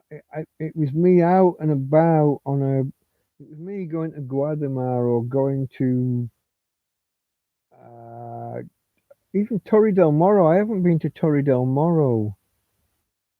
I don't know, 18 months, 2 years. I don't fucking know. Um, I guess we've got Tina's chariot now that we could get out and about for a little bit. Can't be all day. I do have to position the solar panel a couple of times a day. Um, but there's certain the morning position can hold for about 3 hours. We could get out and about. We could do a. I've thought a few times about doing a sunrise videos. But I often look out of the door like half an hour before sunrise, and I can see a clear blue sky overhead. Well, it's not blue yet because the sun's not up, but I can see it's a clear sky over. And then I look over there, and there's this band of cloud on the horizon, and you think, "Oh, what's the fucking point? I can't do a sunrise video. Well, I wait for it to come above the sunrise, and then I wait another hour and a half for it to come above the clouds." Ah, I don't know what were the good videos I used to do. They were telling a story. They were about me. They were about my struggles. A lot of them were about the fucking police, and I don't want to get on that bandwagon again. Um,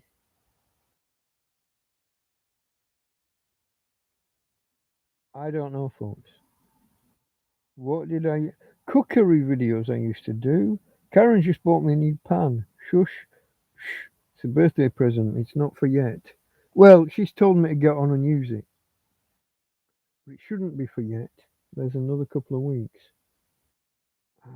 Nearly 3, is it? What's the date? 11, yeah. 18 days. 2.5 weeks. Um, I would do a cookery video. I have to find the right recipe. I have to dig out the right tools. I have to prep the right ingredients. See, when you get lots of donations that are what people had left over, allegedly, you don't always have a meal to make out of it. But I've got a little bit of cash in my back pocket still. And Tina's mobile. My worry is if I get her to the supermarket, right, folks, here's the thing. And there's a new supermarket that I've only been in once, and that was before Christmas. There's a new supermarket only about, it's between a third and a half of the distance that I used to go to Mercadona.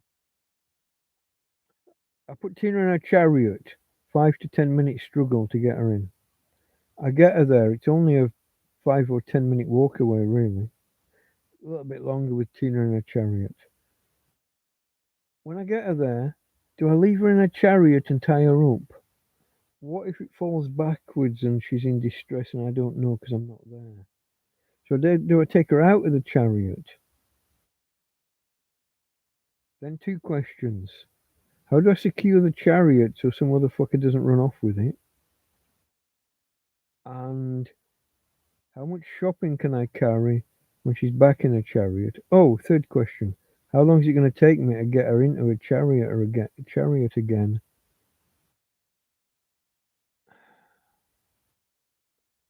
I don't know how much I can carry while she's in a chariot. How much do I have to bend? If I've got big heavy bag on my shoulder, but I have to bend over to pick up the whole chariot and Tina's backside because there's no curb or no ramp at the curb. I guess I have to go and do a minor shop first and then judge whether I could have taken more or got more. But my point here was ingredients to make a meal, what meal, what extra do I need to pad what I've got to turn these disparate bits into an actual recipe. I got onions, I got potatoes. The carrots went within a week. I used a third or a half of the pack and the rest just went bad that same fucking week. Unbelievable. Like they didn't just go. Like I picked the bag up and it dripped through my fingers. Putrid fucking not just I'm not talking about like a black carrot. I'm talking about liquefaction.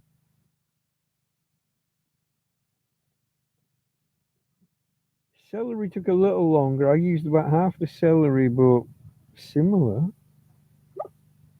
Maybe 2 weeks out of the celery. Do you hear? Do you hear him bottoming out on the road? Then you get this thing where they appear to stop. The sound comes past, and then the engines, and sometimes they do actually stop. And then you're thinking, is it the police? Usually it's just some lover's lane shit. Sometimes it's just someone stopping just to check their phone.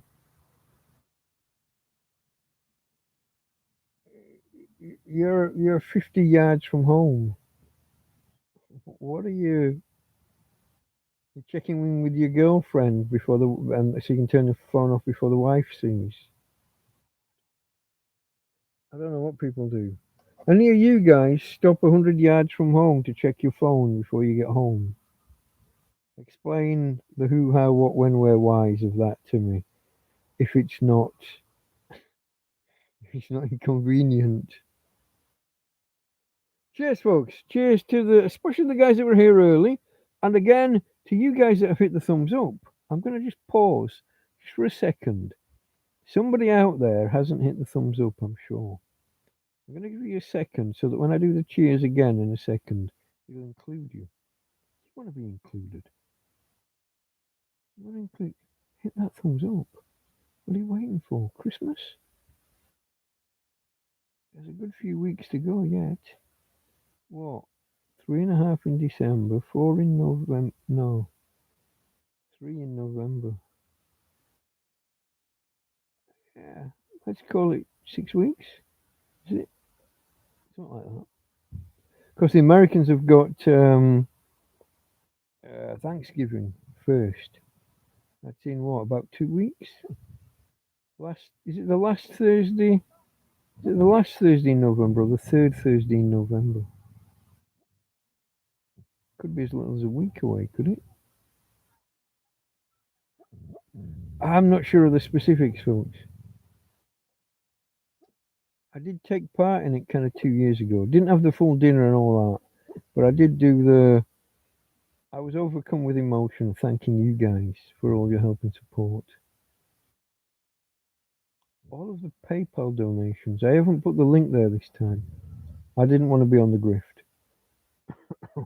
I just put a link there saying to anybody who really wants to go digging, it's in the description about halfway down.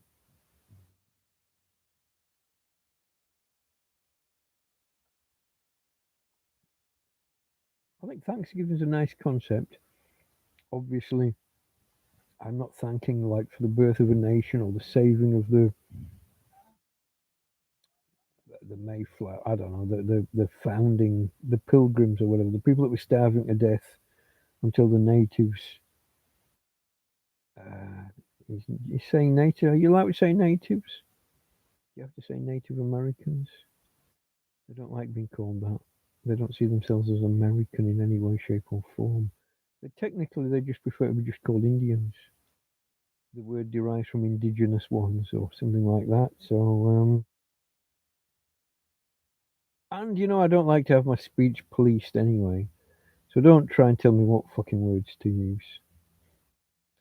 Otherwise, we spin off into a whole other category of N bombs. N for November. Go search for them if you want, folks. They're out there. You can get me cancelled by stringing them all together. Do a what they call them when you clip. Do a montage of all of my N bombs. There's a few, at least 4 or 5. Not at anybody. I would never do that. I don't think. Did once. That was a thing. Heat of the moment.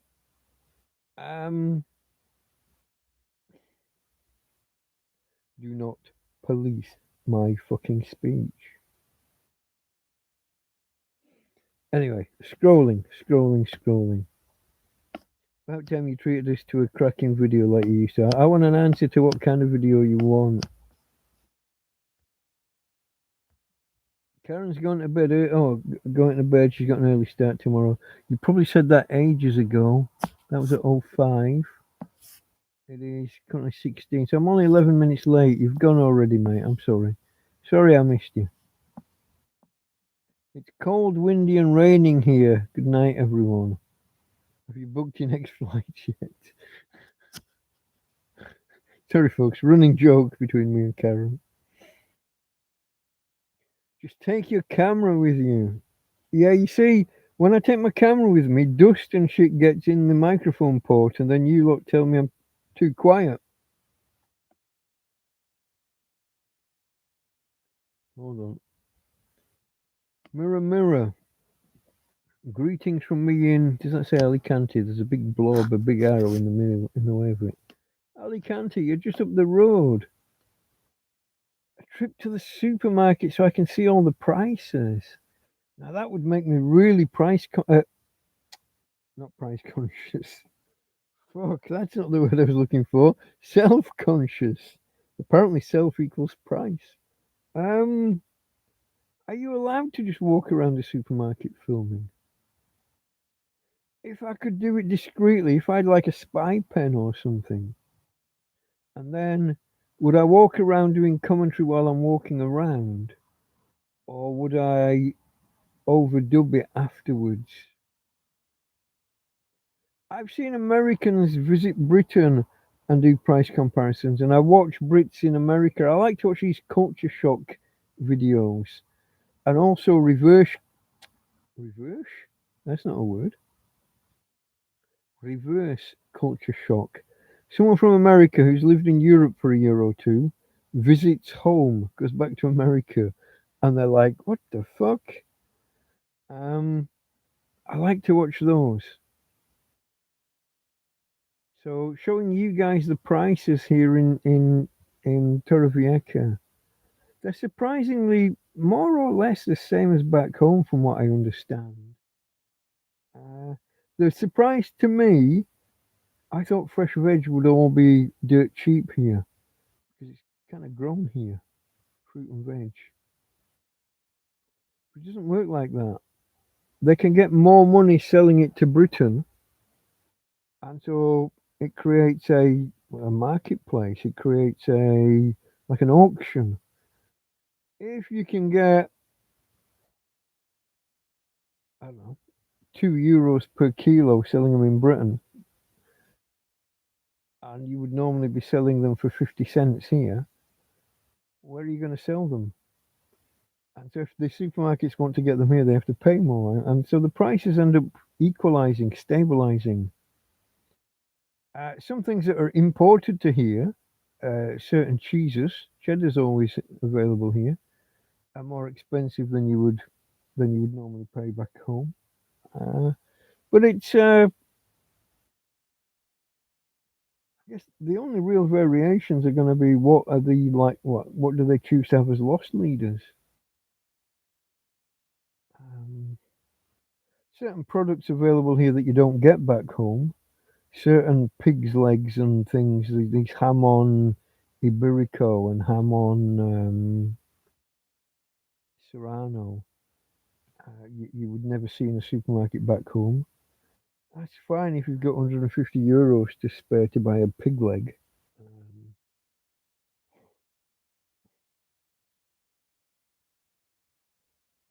it's it's such a bargain they can afford to throw in the furniture that you stand it on and the knife that you cut it with. Um,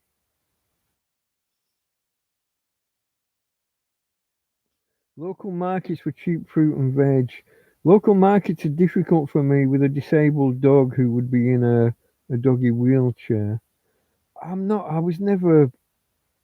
I find markets are quite a girly thing anyway. Shopping is you know what I mean? It's not a bloke thing. It's not something I do for pleasure, so I don't walk around a market. The last time I walked around a market, I ended up buying a watermelon. I've got to carry the fucking thing for 3 hours till I get home.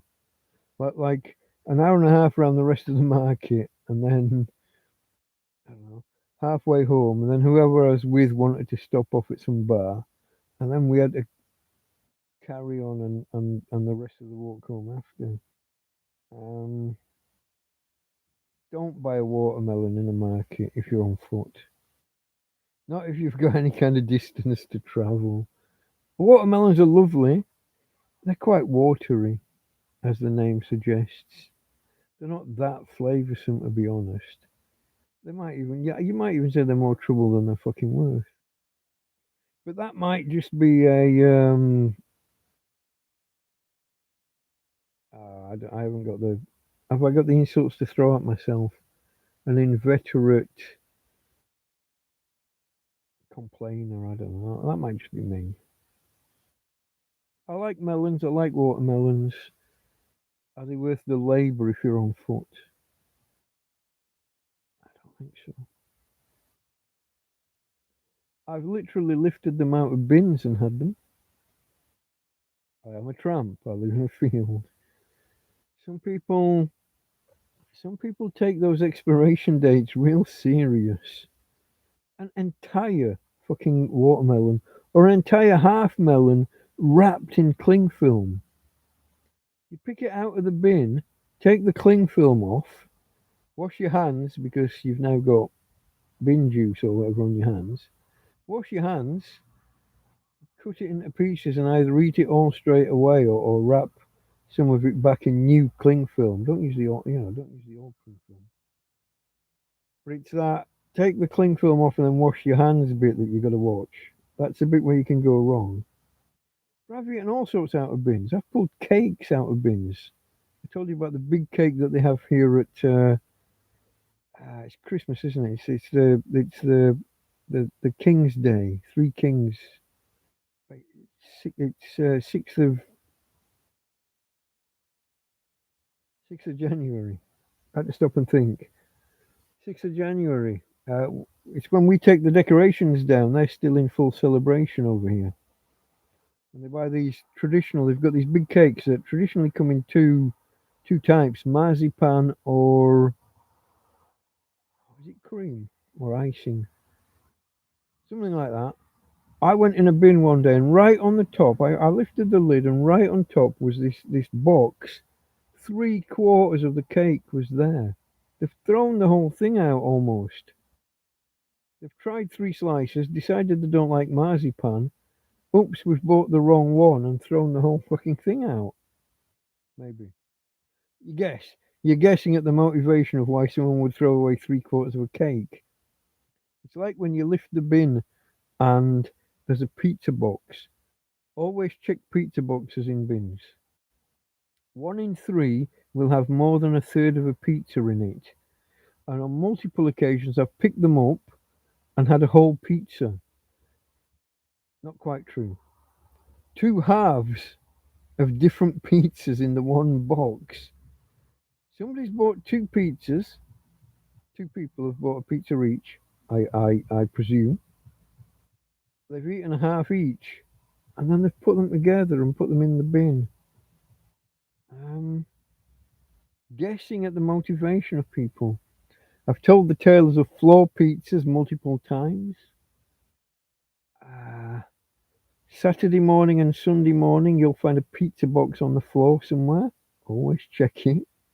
Someone's staggering home from the nightclub. They've eaten a quarter of their pizza or a third of their pizza, and they've just gone, I don't want that, and thrown it away. It sits on the floor, untouched, for 3 or 4 hours, and at 7 or 8 in the morning, you find it, and it's yours. Sometimes they're still fucking warm.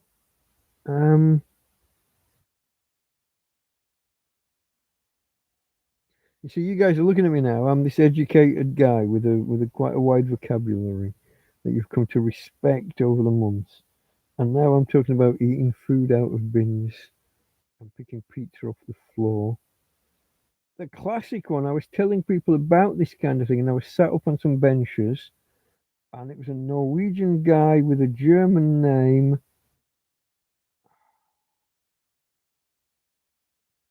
There's a German comic in England with the same name, and I'm not not Henrik. If you're British and you can name a German comedian, Henning. Is that right? I was talking to a bloke called Henning and his wife, who I'd been talking to quite regularly over a period. He came and visited me a couple of months ago, first time I'd seen him in a couple of years.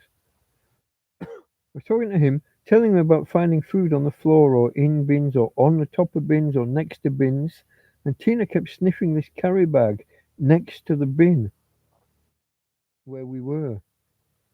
And I opened it up, and there's 4 fucking hot dogs in a box, untouched, and a bag of fries. So they're wrapped nicely in a box inside a bag.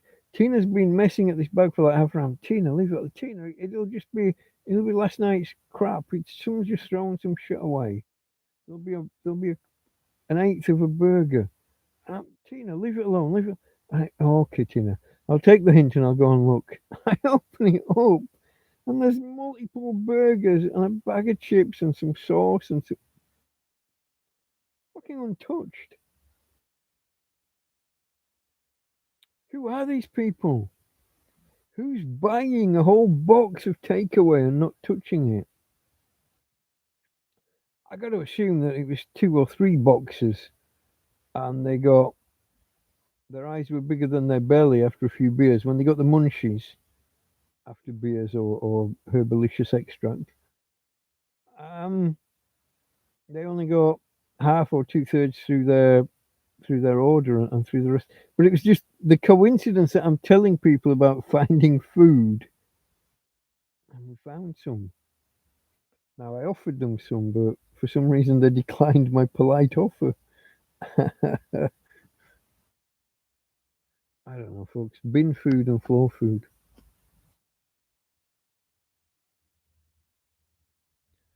Mr. S says I almost miss a Delta Mike live stream. It's easily done, my friend. Straight from the farmers. Yeah, the markets. Yeah, it's just difficult for me. If I went to a market now with a dog in a doggy wheelchair, so she's twice as wide as she should be, and she can't judge getting around objects. She goes wide past the object, but the wheels of the cart don't. So those will be difficult for me. But yeah, for other people, Mr. S doesn't like the taste of watermelons. I'd like the taste slightly more concentrated. I find them a bit too watery, but they're all right for what they are. If you cut them into cubes and mix them with what's the cheese, the kind of flaky, not Gouda. I think it's a goat. Is it a goat's cheese or a sheep's cheese? I know it's a white, crumbly kind of. You can make like a watermelon salad with watermelon and cheese, and I'm gonna kick myself that I can't remember the right name of that cheese, but yeah.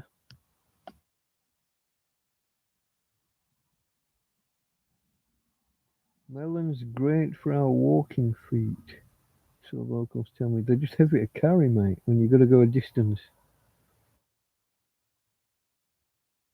Perhaps the party was ruined and the host threw the cake away. If I'd hosted a party and there was a big cake there and it still had 3/4 in it, I can't imagine what circumstances I would throw the cake away. Unless someone had like coughed all over it or pissed all over it or something. But, tasted fine to me. And the dog. We ate it over the next 3 days.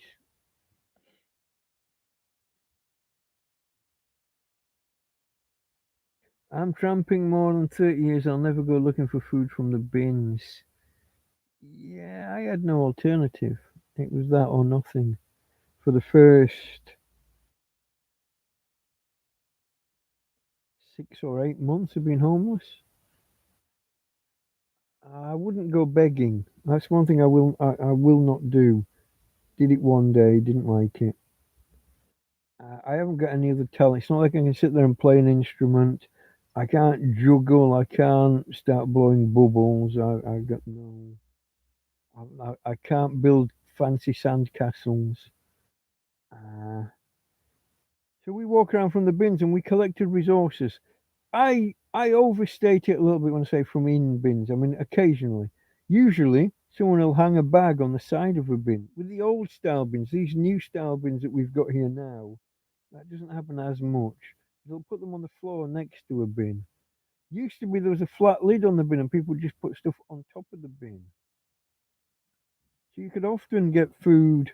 So when I say food from bins, it's wrapped. It's. I once got 10 packs of bacon out of a bin, fully sealed, fully. I just brought them home, put a bucket of water out with a bit of washing up liquid in, and just washed the outer wrapper. Put them out in the sun to dry for half an hour. I got 10 packs of bacon.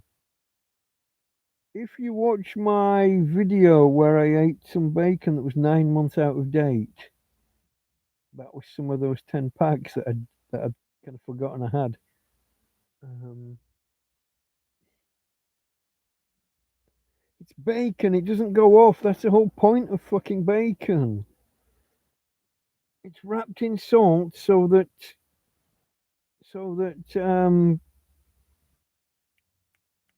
what's the bacteria that you stick in Botox, botulism. Um, the salt is to stop botulism infecting it. It can't go off. It's literally the whole point of bacon. It doesn't go off. If you leave it long enough, it loses texture. It falls apart. It doesn't go off. Especially once it's been baconified and then shrink wrapped in fucking plastic. It's going nowhere. I had that shit 9 months past its sell by date in a tent that reached 45 to 50 degrees each day during summer. If I can't make it go off, you can't. I can't make mayonnaise go off.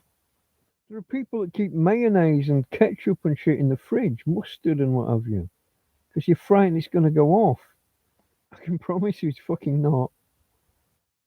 If it survives 50-degree heat, I've got some up here now on the top of a shelf, on the top of a cabinet, top of a chest of drawers. It gets to 50 degrees up there during summer and it's been there for 3 months and it's still fine. Nothing in nature will touch this shit.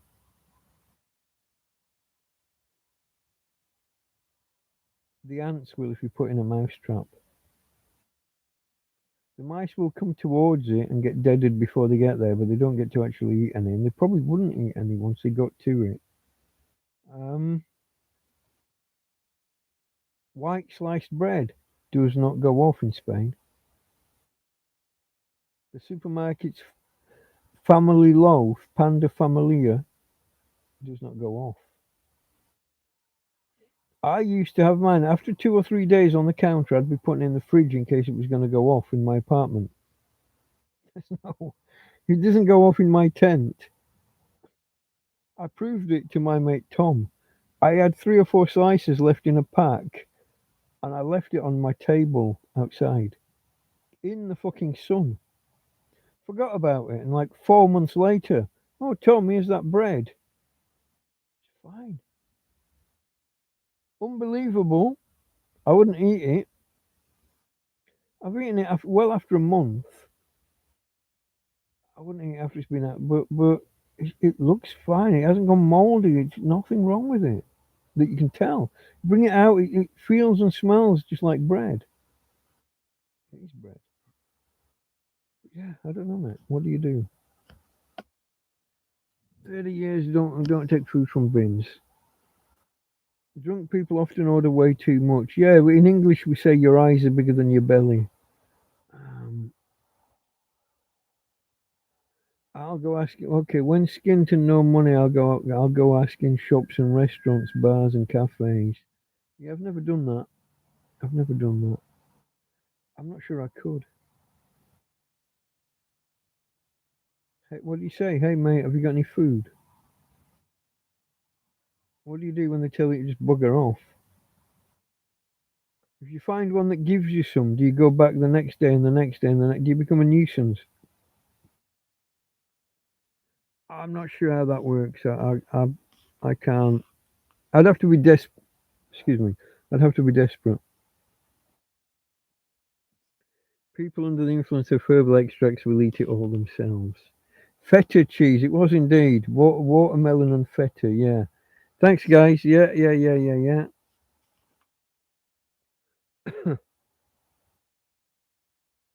Can we have a video demonstration on how to survive off the bins? I haven't done it in so long because I do YouTube now and people donate. I'm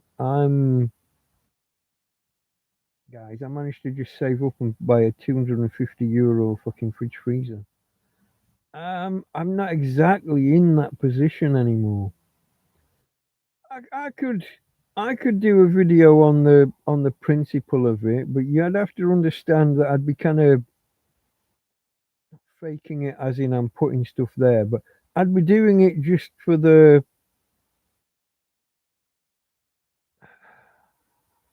just for the video. And it has all changed. Like I said, we got new bins around the time I stopped doing it. We got I was really worried when they brought in the new bins. So we used to have these green bins that were only kind of, I don't know, chest high, and you just flip the lid, and most of them would be full. So you just have a scoot around in the top. Like I said, often stuff's just hanging on the side. You get to a bin and there's a bag hanging off the side. You're in a rush. You want to make sure nobody else grabs it before you. And then you get there and it's a pair of women's shoes or women's clothes or. But sometimes you open it's someone who's maybe leaving the country or something. There's a there's a baguette and there's some cheese and there's some ham and there's sometimes they've been opened, sometimes they're sealed still. Maybe there's a drink in there. Orange, a bottle of orange or whatever. Um, Sometimes there was one place where they had three or four bins next to each other, and you'd open them up and you'd have a feel. And sometimes you'd feel something really cold. Just pick that whole bin out. And what you found is somebody somewhere has gone through their freezer and they've just thrown everything out of their freezer. There'll be frozen steak, frozen salmon, there'll be ice creams, there'll be cornettos, there'll be chocolate ice cream lollipops, um, popsicles maybe. I don't know. I'm trying to translate for the other side of the Atlantic. I don't think you say lollipops, do you? But I'd have a feel around in a bin. Uh, Bedding. Some of these quilts came from in or on a bin. I remember one distinctly I picked up and it started raining just before I got to it. And by the time I got home, it's wet through. But 3 days out in the sun, it dried within, I don't know, within 2 hours in the sun. But you leave them out in the sun for the ultraviolet and the ozone to come and do their thing. Ask Big Clive; he'll tell you all the benefits of ozone and ultraviolet for cleaning things. So if you're unsure about other people's bedding, I got mattresses and I did the same.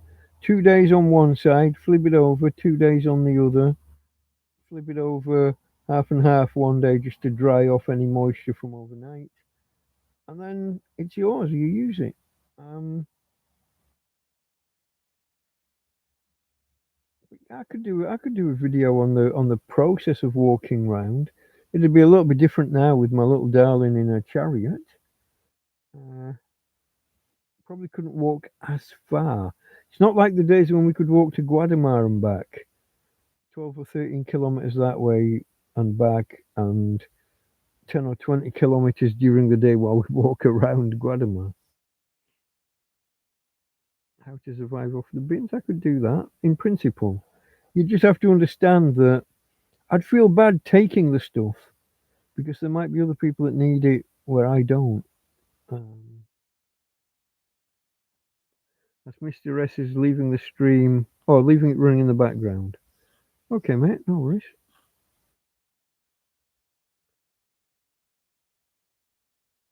Mirror, mirror, I haven't got a proper name for you, mate. Have you got a name? Are you a Fred or a Dave or a John or a Juan? A roaming tramp when tramping, so no, I don't return time and time again. If I'm sticking around, I'll return and pay for all I've received. That's nice. Yeah, I kind of misuse the word tramp. I know that a real tramp, the word comes from tramping around, walking from place to place, looking for work or for. resources, I guess. But I I I abuse the term a little bit performatively. It's a little bit performative. It grabs attention a little bit, I guess. But yeah. Say if you get something like a half bitten sausage with something yellow on it, would you? No, no, I wouldn't eat that. I'll give that to the dog. I've fed my dog plenty of times from whatever's in there. Half a fish and chips or half a curry or I once got a pan. It was my big cauldron pan before the police stole it. My big pan had a fucking chicken stew in the bottom and was in the bottom of the bin. And it had a ladle with it. I don't know what that's about. Husband and wife have an argument. He doesn't like her cooking. It gets thrown out and he throws the whole fucking pan and ladle out. I don't know. Maybe they split up over it and she throws it. I've got no idea. I mean, you can guess. You can guess at the motivation of someone to throw away a whole chicken stew with the pan and the ladle. The pan and lid and ladle. And it was a huge pan. My biggest ever pan. I gave the food to the dog. Uh, but I washed it all out, boiled some water in it, and left it in the sun for a day, and it was my pan then. Until the police stole it, because pans are a fire risk apparently. So is water. So is green plastic garden furniture. You'd be amazed at what's a fire risk around here.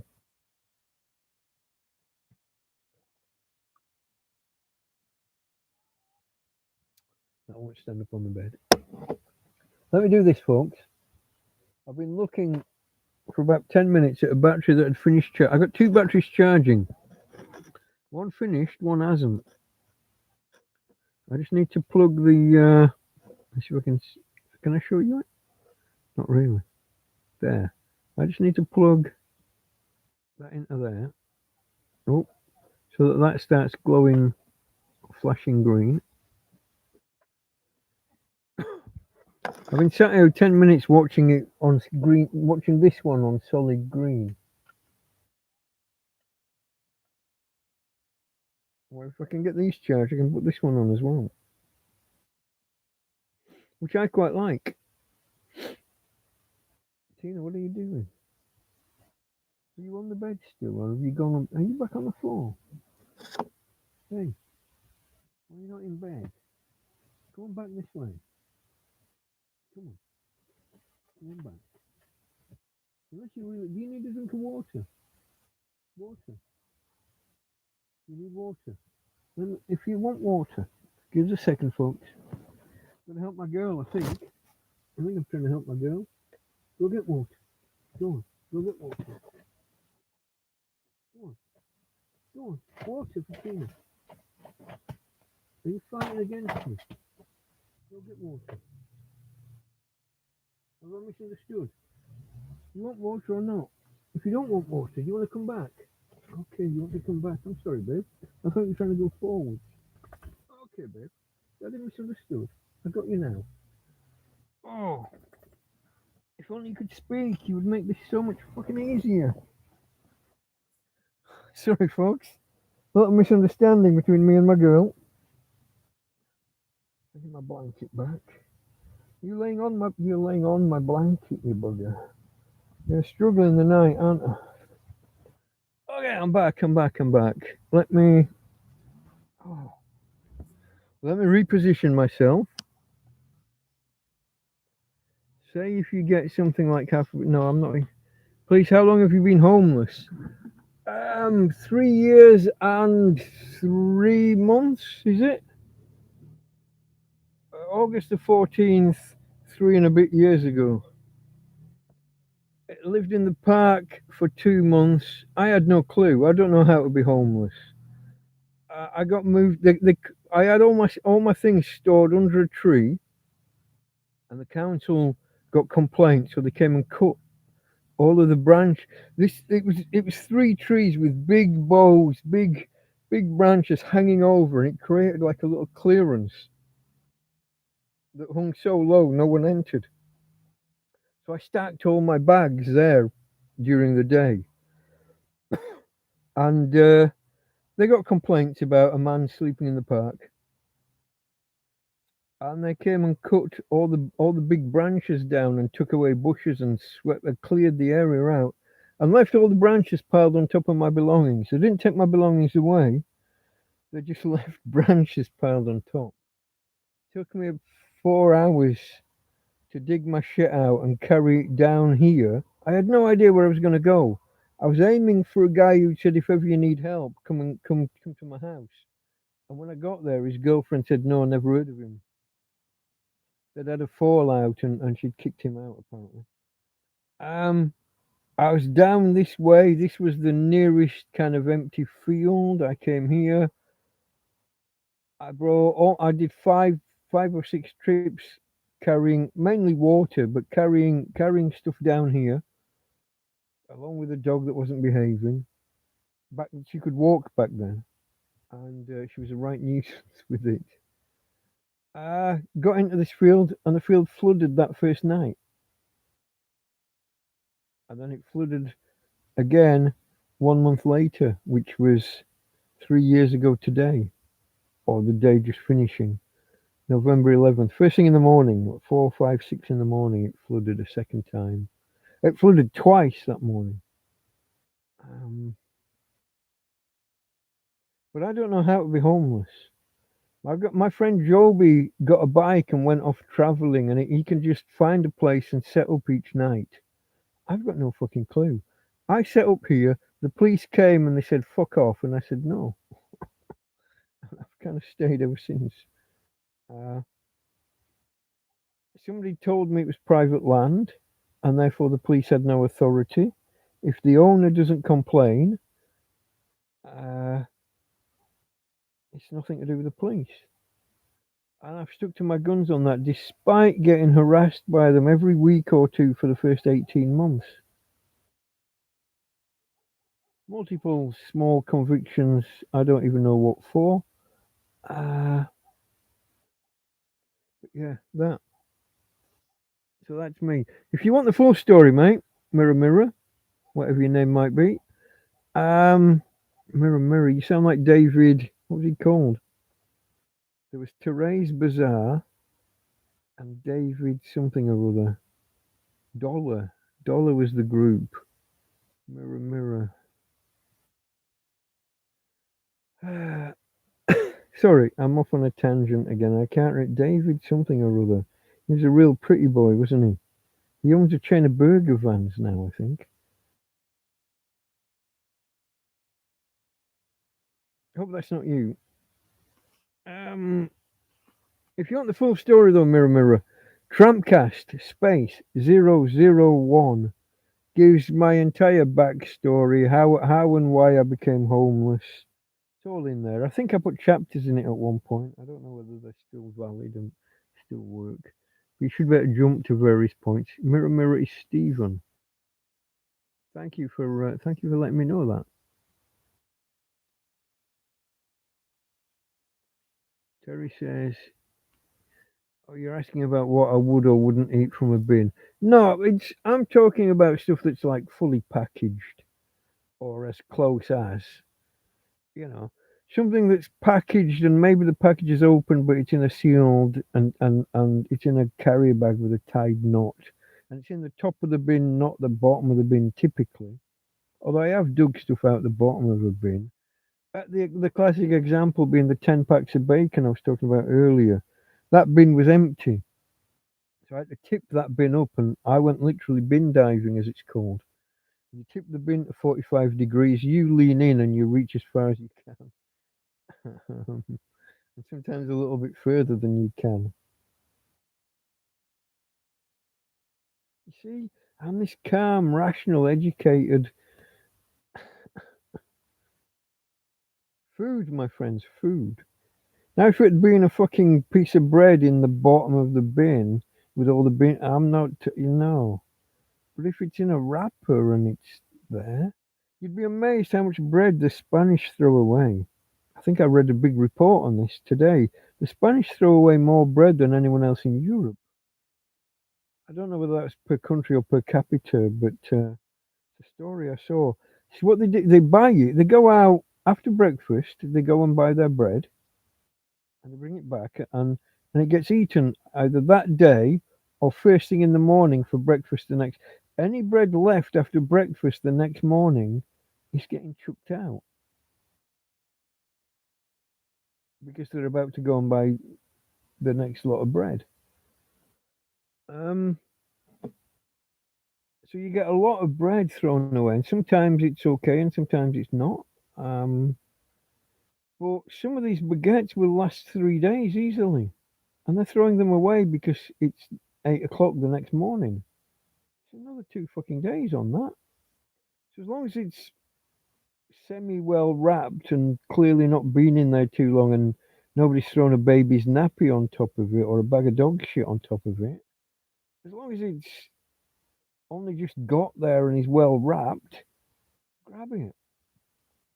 I do prefer when it's a holiday maker who's leaving the country and they're just putting out a bag of their leftovers and they're hanging it on the side of the bin or putting it on the floor next to the bin or on top of the bin. These modern ones are more dome shaped. You don't get to put stuff on the bin. But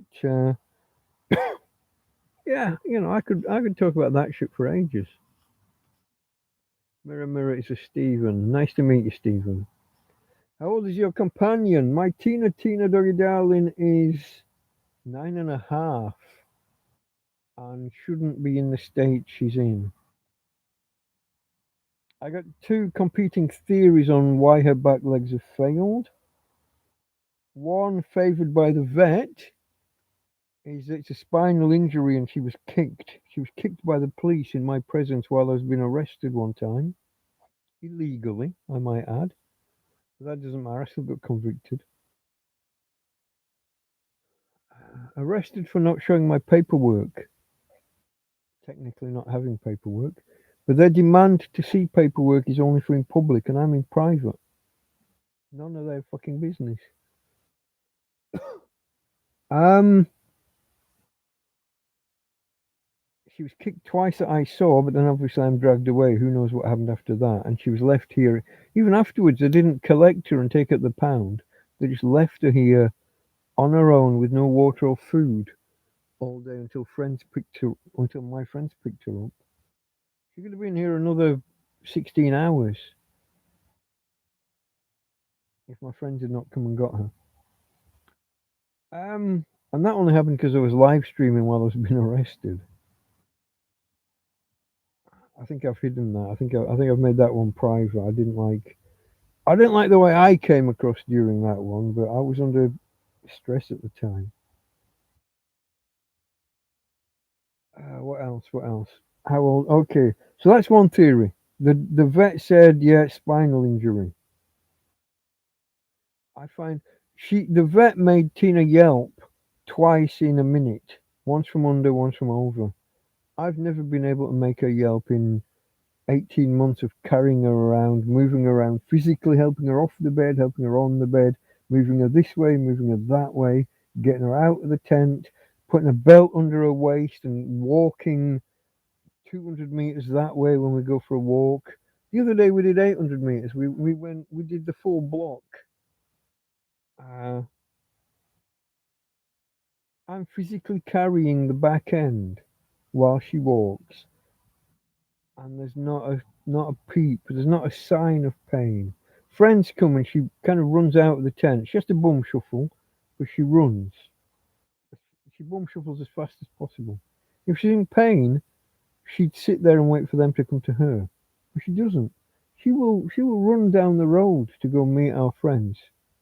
Um, so that's one theory: spinal injury. I don't know where I am with that. It's a vet, so who am I to contradict?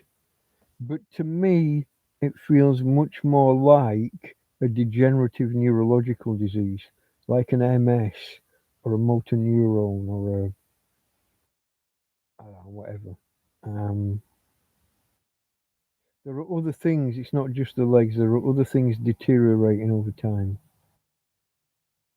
I don't want to go into details, but a dog her size, they say 10 to 12 years.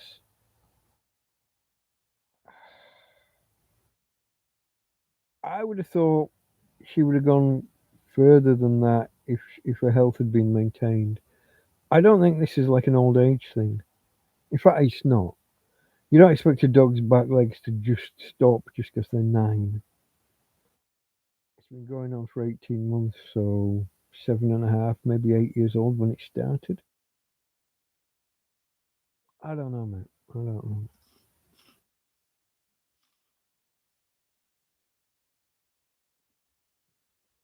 I'm lost. What's Friday's migas? I don't know the word migas.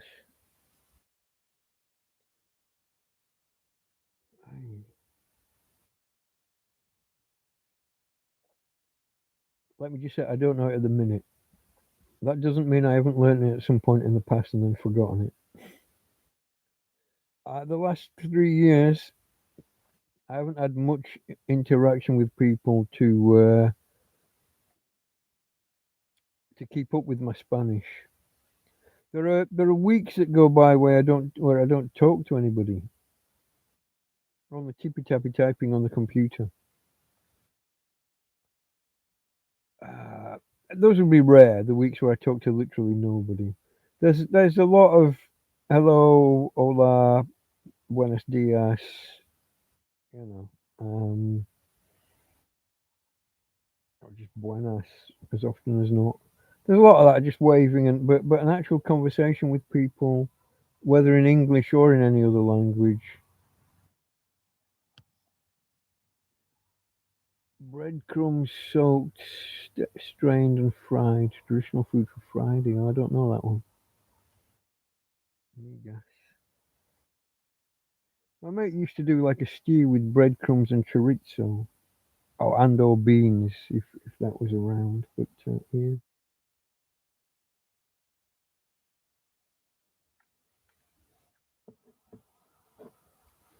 for me Fridays is still fish and chips in my head.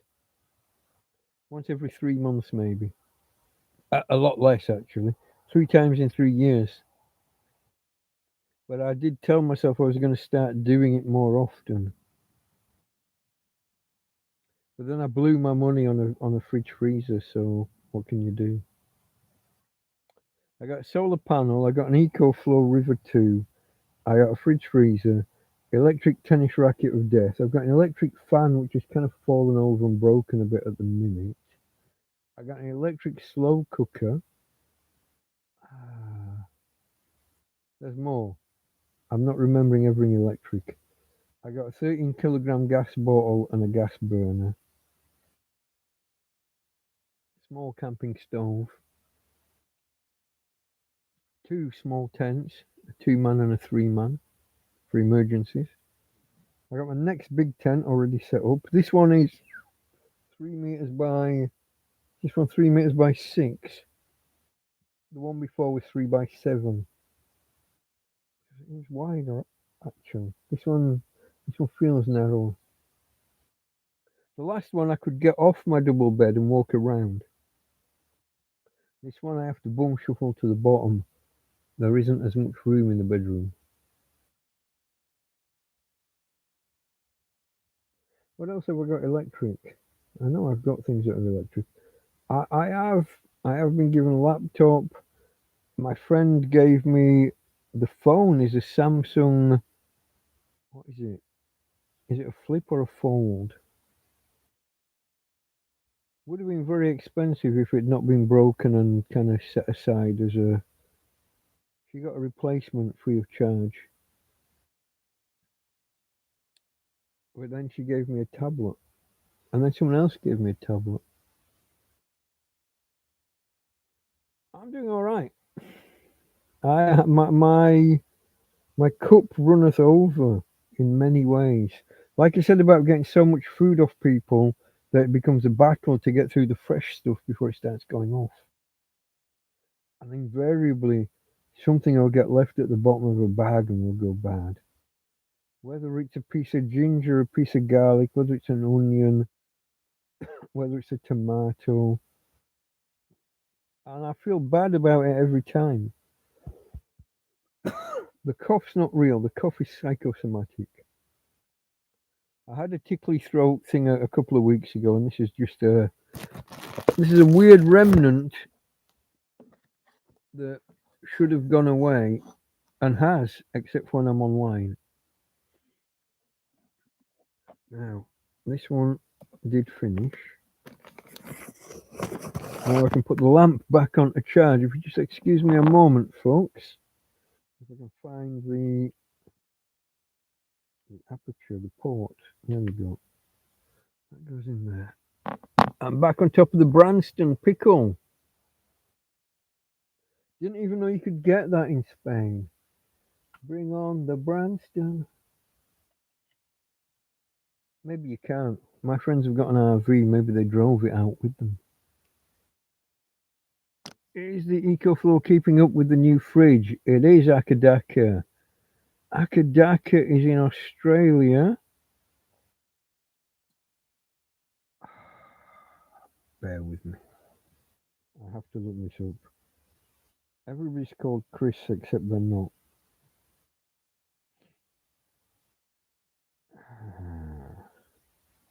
I look down my list. Okay, Tony in Australia. Hello, Tony. It's been a while, I think, mate. It's been a while. Let me just add our new friend Mirror to the list. I'll have to scroll back just to see the. I'm assuming he's going to stick around. I mean, maybe not. Maybe he thinks I'm just a wanker and he won't. Maybe we'll never see him again. But I'll add him to the list anyway, just in case. Bear with me. I've got to scroll back a bit. He's a Stephen. Are you definitely a Stephen with an N, or do you prefer to be a Steve? I'm gonna put the N in because that's what you identified as. It's always best to use people's proper real names when you can. So Akadaka is Tony. I had half a. Yeah, okay, you are a Steve. Oh, now I've got a. So I gotta go back. Making me work for it. Okay, I'm gonna go back and. Here we go. Oh, I'd exited the. I'm gonna put brackets around the end, so I know it's there, but that it's not.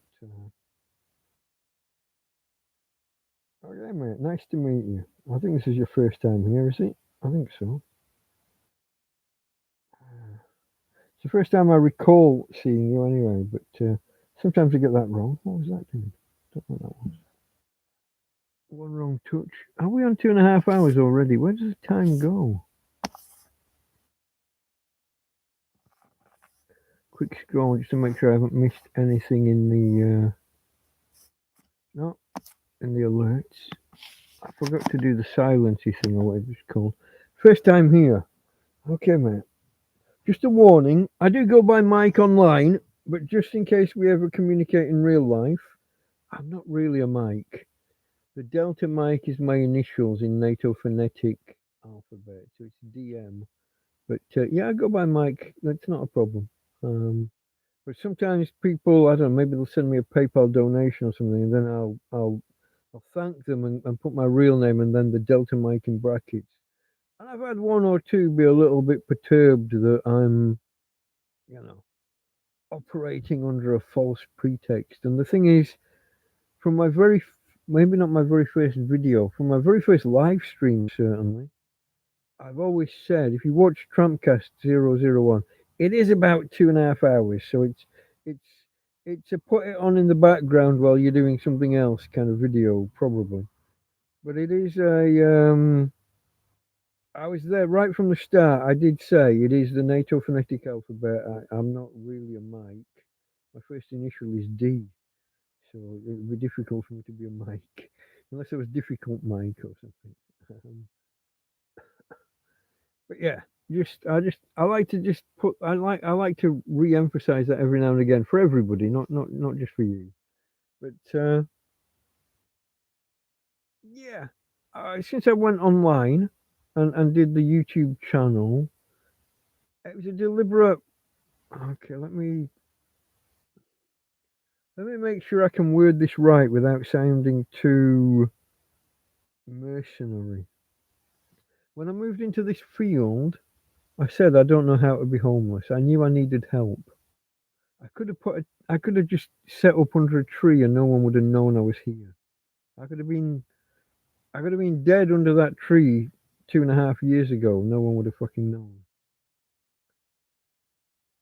I set up here. I was hidden low down on the ground. All I had was a bedroll. There was no tent. There was no nothing. It was me. Even my bedroll. I didn't have the bedroll when I first arrived in the park. The bedroll was built up over time. I found like a yoga mat. I found the mattress from like around the swimming pool. You know, they throw out the like not a deck chair exactly, but a longer deck chair. I had the two picnic blankets were mine from the start, and I had a few towels that I'd put inside the picnic blankets as extra blankets. That's what I arrived down here with in terms of bedding. I had to hold all of my own belongings, and I had a few electronics. I had a phone at that point. I had a Kindle Fire tablet, and I had a Kindle book reader. They all went in the first flood, that first night, pretty much. Uh, Knackered, kaput, gone. And then the 4 months of despair. Anyway, we won't get into that now. It's all in the TrampCast 001. Why was I talking about TrampCast? The name thing, was it? Yeah, the whole story's there. The whole backstory is there in TrampCast 001. If you've got the time or the inclination, put it on. It's best just listen to in the background. It is just me yabbering at the camera like this. It was my first ever live stream, so it's a bit clunky. It's a bit. Oh, and it's in potato vision, which is why it's best listened to. It's on a different camera from a different era, with a different internet connection. But yeah, the story's out there. Tony's watched 001 a few times and I still don't catch your name. Oh, it's in there 6 times, mate. Every time I talk to the dog. Daddy, duh, duh, duh. She'll get frightened by something and Tina's okay. Daddy, duh, duh, duh, is okay. We're all okay. He's definitely there. Uh, maybe not 6, maybe I'm overstating it, but 3 or 4 at least. And quite early on, actually. I doxed myself right at the start. The other way to find out, Tony, the other way to find out my name, PayPal donation. And when I say thank you, I sometimes forget, but I will usually put my first name, my initial, and then Delta Mike in brackets. That's the other way. If you just want a hint, you might even have you. I think you might have sent. Have you sent me a donation in the past? I think you might have. So maybe a one where I didn't put it. I try to. I just don't always remember. It's not a. I don't know. What can you fucking say, folks?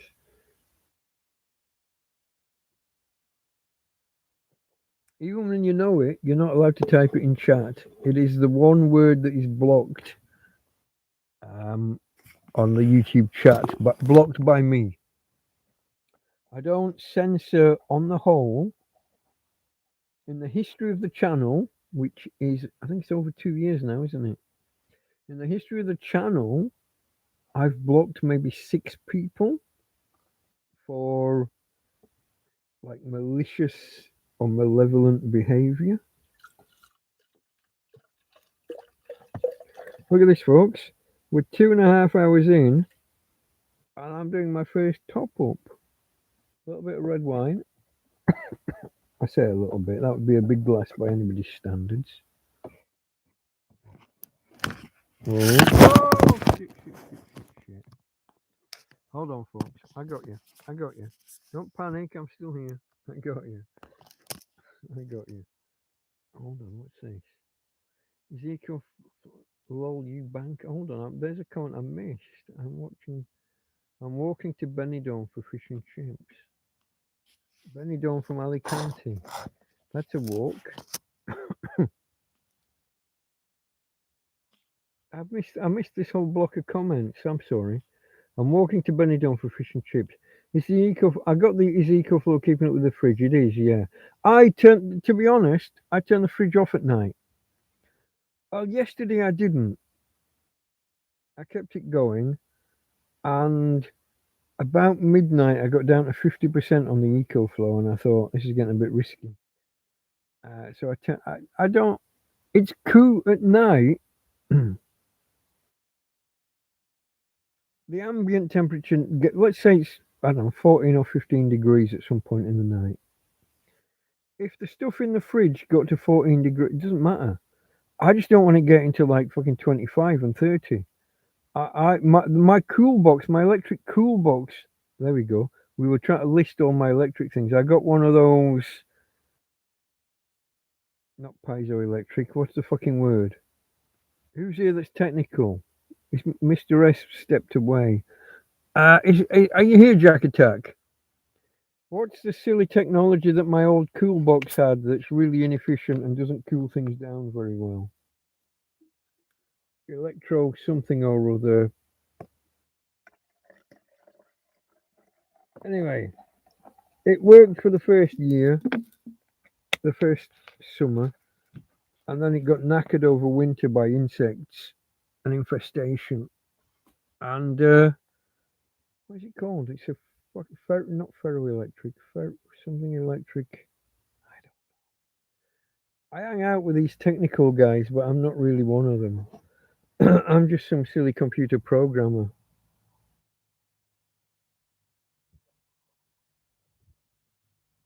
Why was I talking about my cool box? Oh, my fridge and keeping things. Yeah, as long as stuff's not getting up to like 25 degrees through the day, keep it down below 10. I mean, it's most of it's just a pack of cheese, it's a pack of ham. There's a bit of chicken, but that's another story. Most of it, I want to be able to keep some butter and some margarine and not have it fucking melt or turn to cheese within. Even if you stop it melting, it can still turn to cheese within a week. When you butter your bread and it tastes like cheese and you haven't put any cheese on, that's no good. Butter bread, I want to get a bit of milk, margarine, maybe a bit of lard. I want to be able to keep a few cans of cold beer. A bottle of pop cold, especially in summer. But the timing of how I ended up with the money didn't fall right for that this year. And I hate to think I'm still going to be here next year. But just in case. Just in case. If I manage to get back to the UK at some point, which is the aim, I got a hell of a job of disposing of shit, picking what to keep, getting stuff back to the UK with me. Would you bother taking the solar panel or would you just buy new when you get there? Is it going to cost more to get it there than it's worth? The EcoFlow I'd want to take, the fridge I'd want to take, maybe the slow cooker if I've got the room somehow, some way, somewhere. Obviously the phones, tablets, laptop, da da da da da da. I don't know, folks. I don't think Tina's going to survive long enough to get back. I don't see Tina. Well, I said this time last year that I thought she'd be gone by March.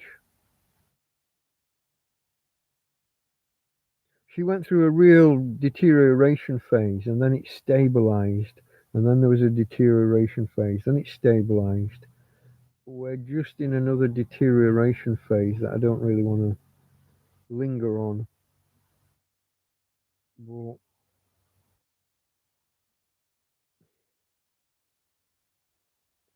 as long as she's not in pain, I want to keep her. She's my buddy. We're here. We cuddle in bed. She kisses me at night and in the morning. And there's whole days go by where she's the only person I talk to.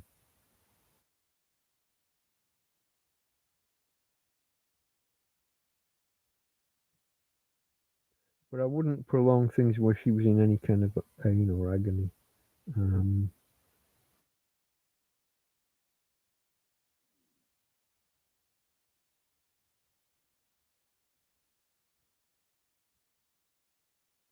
that's just a scratch. That wasn't me. That wasn't me tearing up. Hey babe, Daddy loves his girl. Where were we, folks? We were talking about something totally different. I've gone off on tangents from tangents. Uh, do you know? I watch TrampCast 001 back every, I don't know, 6 or 7 months or so. I enjoy. I watch most of my own. I watch these back usually the next day or the day after. Uh, Sometimes I have been known to watch them back before YouTube's even processed the chat. If we go for 4 hours, oh, the clock's reset at 52. Did we disconnect? I don't remember seeing a disconnect. If we go for 4 hours, chat gets processed within about 15 minutes, and chat replays available kind of almost straight away. But if we stop at like 2 hours, 2.5, 3, they'll take like 15 hours to process chat.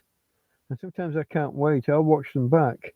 And I got to be honest, if you read the blurb, either the YouTube description, the YouTube like post that I put out, or the Twitter post that I put out, I literally said, I don't think I'm in the mood for this. I've got nothing to talk about.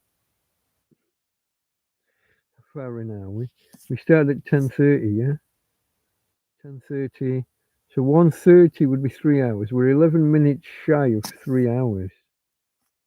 And right up to now, I've got no idea what we talked about or what we are. I don't even know what we are talking about. What was the last comment? Still okay. We were. It was about not catching my name when watching TrampCast. I've gone off on a tangent from myself, and I can't find my way back. I do this sometimes. Akadakis picked up my name since, so all good. Okay. Thermoelectric cooler, or was it not a couple? Thermoelectric cooler or coupler? Yeah, it is that. Thank you, Akadaka. Tony. Um, yeah, that whole thermoelectric thing, inefficient. The first year, it took the temperature down from like 35 degrees inside the tent down to, I think, 14 was as low as it went. And that was good enough to stop butter and marge melting. Over winter, I didn't really use it, and it got in. I accidentally left some food inside, and just the way that works with the airflow um, meant there was a path in for insect. Whereas a proper fridge has a seal and the door closes and nothing gets in. The way that just the pure way that mechanism works, drawing air in and out through but over the food and passing it over the thermocouple or whatever it's called. Um, there's airflow. There's a way in. Shit got infested. I didn't open the box and didn't know, and that ruined it. Now I still think it could be like power washed out, but water and electric's a big gamble. And somebody told me that there was a way to do it with a compressor run fridge box thing that worked on 12 volts. So I did that. Because why wouldn't you? It's using 30 watts when it's on. For the fraction of the hour that it's on, it's using 30 watts. And it'll get down to minus 10 degrees if you want it to. The fuck? 30 watts for what, a fifth of the hour? Something like that. It only seems to be on like a small fraction of an hour. Maybe when you first plug it in, it's going to be on solidly for the first hour or something. I don't know. But 30 watts for, let's say, a sixth of an hour. No, 10 minutes out of the hour. Let's say 15 minutes out of the hour. A quarter of the hour at 30 watts. 7.5 watt hours per hour. I think I can manage that. The EcoFlow stores 250 watt hours. And during the day, I'm drawing 70 or 80 watts at times. 30 watts at like 8:30 onwards. But quickly climbs to 60. And from there, it just depends on the sky. 60, 70, 80 watt. Even in winter, well, it's not quite winter yet. But we're getting there. How close are we? Astronomical winter starts on December 21st. So we're a month away. And during winter, the days get longer, contrary to popular belief. Because winter doesn't start when people think it starts. That's one of those controversial ones. You can say that in a pub and have everyone argue with you, and then you can bet them all money.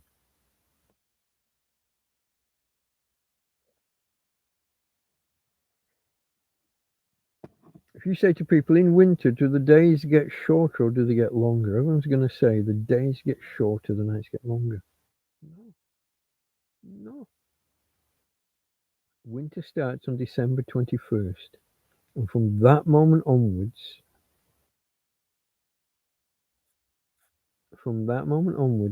the days get longer each day. They start very short, but they get longer every day. Anyway, I've gone off on a tangent with myself again. I don't know. Rose, you missed me. Well, you're like 2.5 hours late to the party here as well, aren't you? You're 3 hours late to the party. How dare you? It's flower. Didn't it used to say it's a flower? When did that change? No, she's straight in with redacted messages. Do you really have to be there any longer? Come home. I can't. I get arrested if I go to an airport. There's some legal shit hanging over me. There's some stuff to be resolved. There's some paperwork that I daren't read. There's lots of factors. And then there's the money. Once all that's sorted, there's the money to get home. Now me, it can be like 30 euros on a plane, yeah?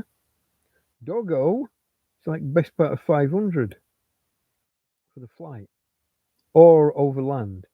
In either case, another 100 to buy a doggy crate that I don't own. Then another 100 or two to deal with vets and get injections up to date, get paperwork done, get deworming done. There's a whole process because a 14-day delay because her rabies shot is out of, excuse me, her rabies shot is out of date. And then when I get back to the UK, I got nowhere to stay. Apparently, there's big arguments within my family, and I don't know. I maybe could track down a friend I could stay with for maybe a week while I try and get other things sorted, but that would all be a rush. But then dog, like you might have a friend that would say yes to you being there, but would they say yes to you and your dog, especially if they're cat people? And then I don't know, just the whole. Oh, there's the passport to sort out. I have a passport. It's ruined by water and not acceptable to anybody, apparently. Um. Oh, and then there's the fact I've been here for 9 years without doing any of the proper paperwork. So when I try and leave the country, they're going to take me off my flight and drag me into a small room. I'm going to miss my flight and then have to book a second flight. And if you've ever booked a flight from an airport, they charge you about 10 times what a normal flight would be. So if you could find a discount flight for 30 quid, 30 euros, 30 pounds, whatever it would be, if you're trying to book from an airport for that day, you're looking at 300. Ah, where does it all come from? It all literally piles up. You, metaphor. I can see the bills stacking, and we haven't gone anywhere yet. But it's just getting to the airport, and then there's my belongings.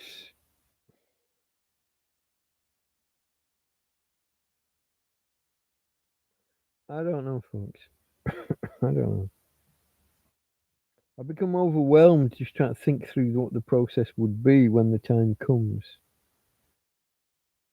But when I get back to the UK, Santander are gonna get their fucking asses kicked.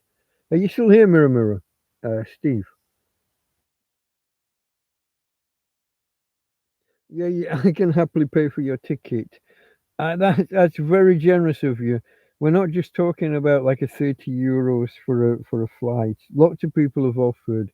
It's the 500 for the dog. It's the 100 for the what's the word, crate. It's the da. It's the fact that the flight you pay for, I won't be able to get on because I'll be dragged off, and then there might be a fine when they say how long have you been in the country, and you're supposed to have 90 days out of the last 180, and I say, oh, I've been here for like 9.5 years. What? What? They're gonna fine me and or ban me either from Spain or more likely from the whole of the Schengen area for some undeterminate time. Ah, they might even arrest me and lock me up. I've been here that fucking long. So all that money spent on all of those things, what if I've packed the dog off the day before on like an overland journey? She's going by van. And she's gonna get into so she goes the day before, I leave that day and I'm gonna arrive, let's say the day after I'm gonna be in the UK. So 3 days late. The dog's gonna arrive and I'm not gonna be there, maybe. Who's who's taking care of that? Uh I imagine if you're not there at the other end to meet your dog, there'll be fines, punishment, extra fees. I've no. Stephen, why did I say? Hold on, I said Steve. Are you still here? I had a thought in mind when I said it. What was I talking about? You think you're thinking too much? No, life requires thought and preparation. You have to think. If you just head off and my dog gets there 2 days before me, or I don't get there because I'm arrested and locked up, no. I had a thought when I shouted Steve. Uh, if you go to the authorities, won't they deport you? You don't want to be right. If you get deported, they don't say, "Oh, would you like us to send your dog along with you afterwards?" That doesn't happen. What about all your other belongings? That doesn't happen. You're getting deported. They're not packing your cases for you and packing up all your belongings. If I get deported, A, everything I own here probably just goes to shit and gets robbed. B, when you get to England, the UK government are not happy with you. They're going to be angry with me because I'm a stain on the country's reputation at that point.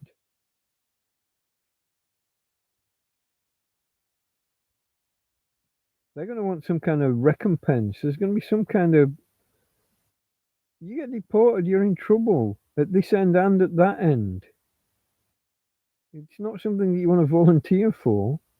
They use the term now self-deport when someone should just go to the airport and get out of the country. But that's like an American thing. That's Trump and the Mexicans. Um,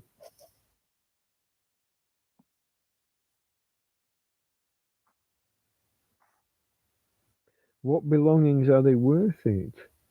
Well, there's the EcoFlow costs €250. The fridge freezer just cost 250. The solar panel was 100. There's other things, and I don't just want to go for. I have to like get rid of all of. I have to politely put all this stuff to the bin or get rid of it. I can't just leave this in a field for them to get rid of. That would be that would be massively impolite, wouldn't it? I mean, we're not talking about thousands of pounds worth of goods here, no. And when I get home and I get access to my bank, oh, I think that was it. We were talking about money and stuff. I've got thousands of pounds in a UK bank.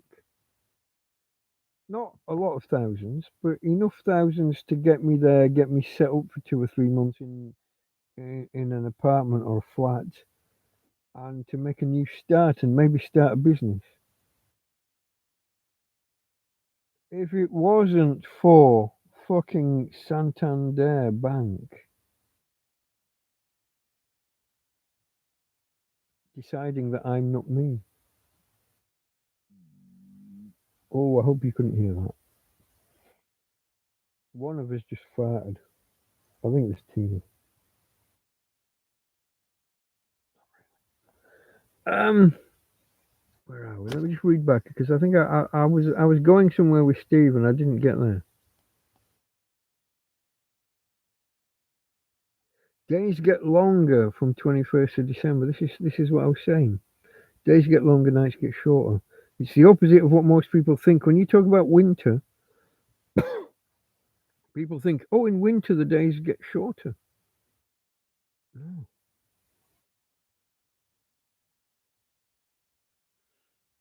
no.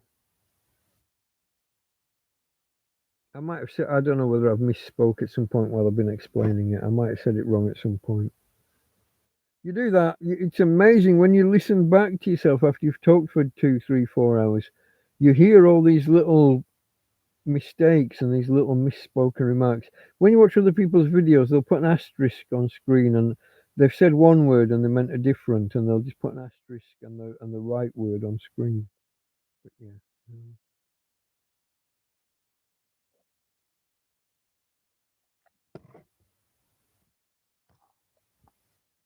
Of course, if you're in Australia, like our friend Tony, it's all the opposite way round.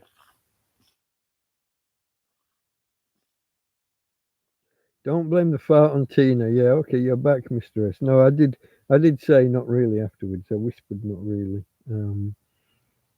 I don't know whether anybody heard it. I thought I'd just mention it just in case, just as I don't know, as a safeguard in case anybody picked it up.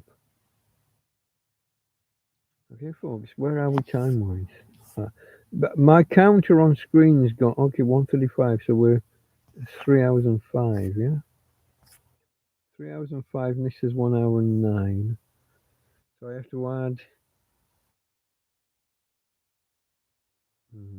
I have to add almost 2 hours to this, but I have to add 1:55 to the counter on my screen. That's weird. How many of you are still out there? There's 10 of you out there, and we've had 19 thumbs ups. Well, as I always say, folks, when we approach 20, allegedly, 20 thumbs ups is a.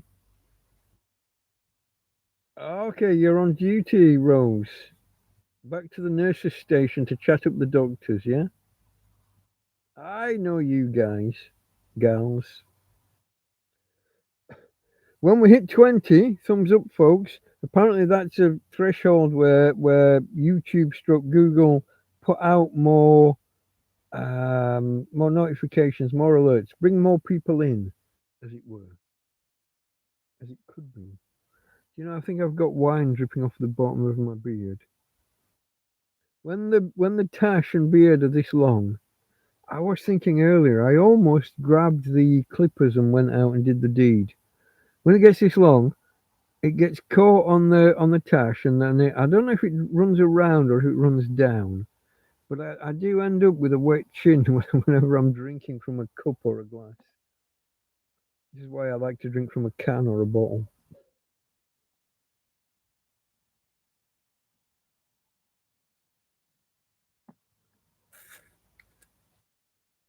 Yeah, I don't know. Where are you at?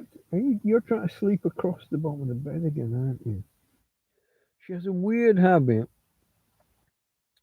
She has a weird habit of she starts off like parallel with me, but opposite way around. So I get the arse end to cuddle. She goes down the bottom of the bed, and then she moves gradually across the bed, perpendicular to me instead of parallel. Use a straw. Where's a tramp supposed to get an infinite supply of straws? Now that straws are all made out of paper, they don't last 2 fucking minutes. We could have a whole rant here, couldn't we? I'm not going to be daft and claim they explode or anything. I've lost a wire. Oh no, I haven't lost a wire. It's over there.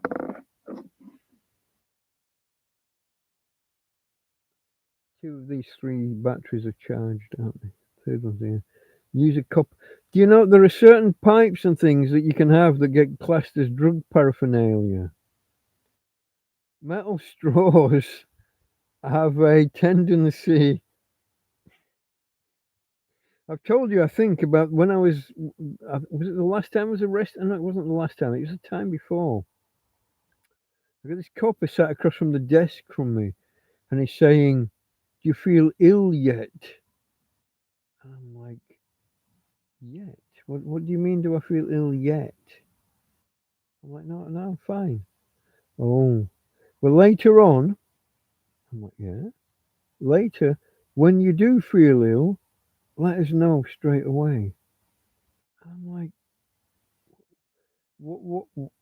No, I'm fine. There's no illness. No illness. What are you talking about? It was 3 fucking days later when I worked out what he was talking about. I got released the next day. This was all something and nothing. This was missing a court date, kept you in overnight, tell you they'll send a new court date, which they never did, and just release me. But 3 days later, I'm like, oh, he thinks I'm gonna. He thinks I'm a druggie or an alky, and I'm gonna suffer withdrawal. Tell us when you're. Are you ill yet? Tell later when you are. Tell us. I had no. I had no fucking clue where he was going with 3 days. That's how slow I am at this shit. Because I know nothing about drugs. And I don't drink so heavily that. Don't get me wrong. I've had rough nights. Occasionally I've had a hangover. I'll be honest, was it last Tuesday when I opened the bottle of brandy when I was really, really angry in that stream? Looking back, I think I might have been hungover the next day. Maybe. Don't tell anybody. I think I remediated it by carrying on drinking on that occasion. Not something I would do often. And I didn't like carry on all day the next day, but hair of the dog, if you like, if you whatever you want to call it, the next morning. Because that was a particularly intense. I don't know if you detected this, those of you that watched it. The stream where the title was "I'm fucking angry, let's talk," or something like that. Um, Even though I calmed down towards the end of the stream, it was still there in the background. It was still very much there. Mr. S knows the stream. Yeah, I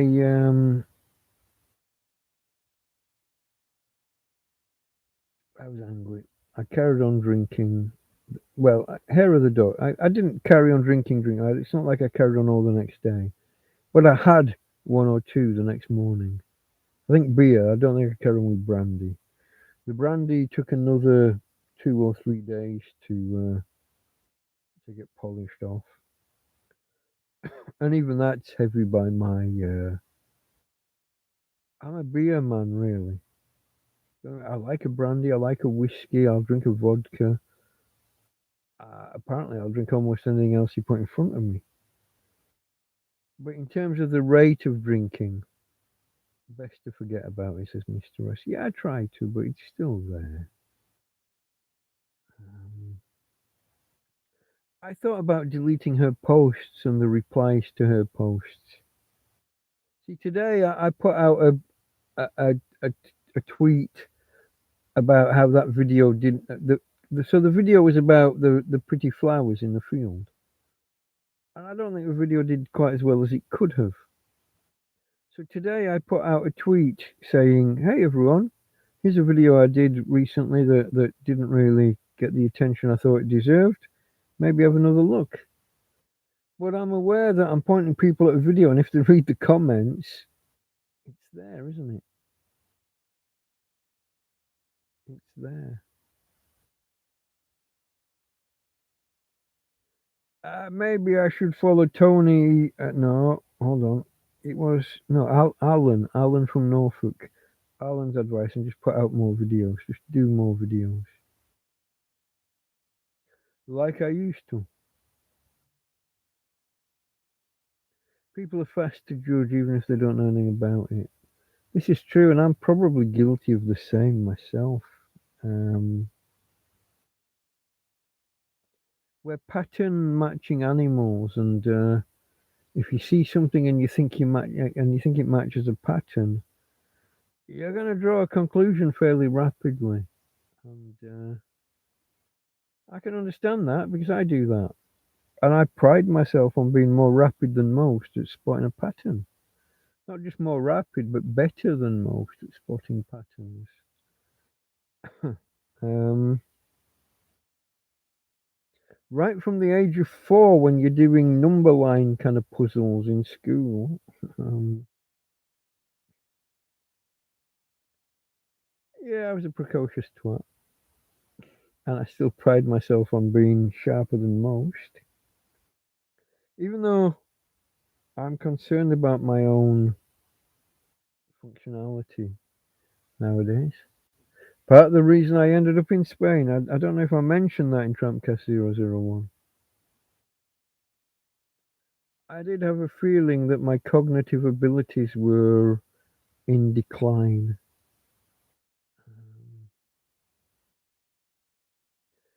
Mr. S tries not to judge too fast, which also annoys people when he doesn't instantly have an opinion about something. I can see that as well.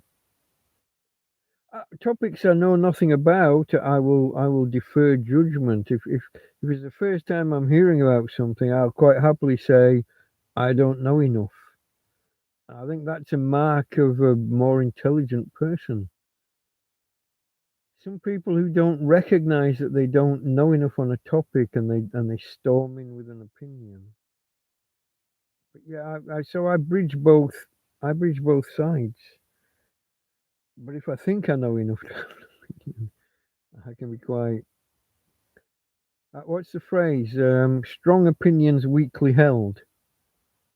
I'll have a strong opinion, but if someone points out I don't know what the fuck I'm talking about, I will. Well, if they say I don't know what I'm talking about, I'll either defend my position if I do think I know what I'm talking about. But if I look at it and say, oh, do you know what? Maybe you're right. Maybe I haven't got enough info. Maybe I need to research more deeply. Or maybe this is just not a topic I care about, so I don't give a fuck. Yeah, I can walk away from a stated opinion. Probably not as often as I should. I don't know. One of the people I'd banned, the most recent person I banned, one of the 6, was kind of an active fact checker, but it became,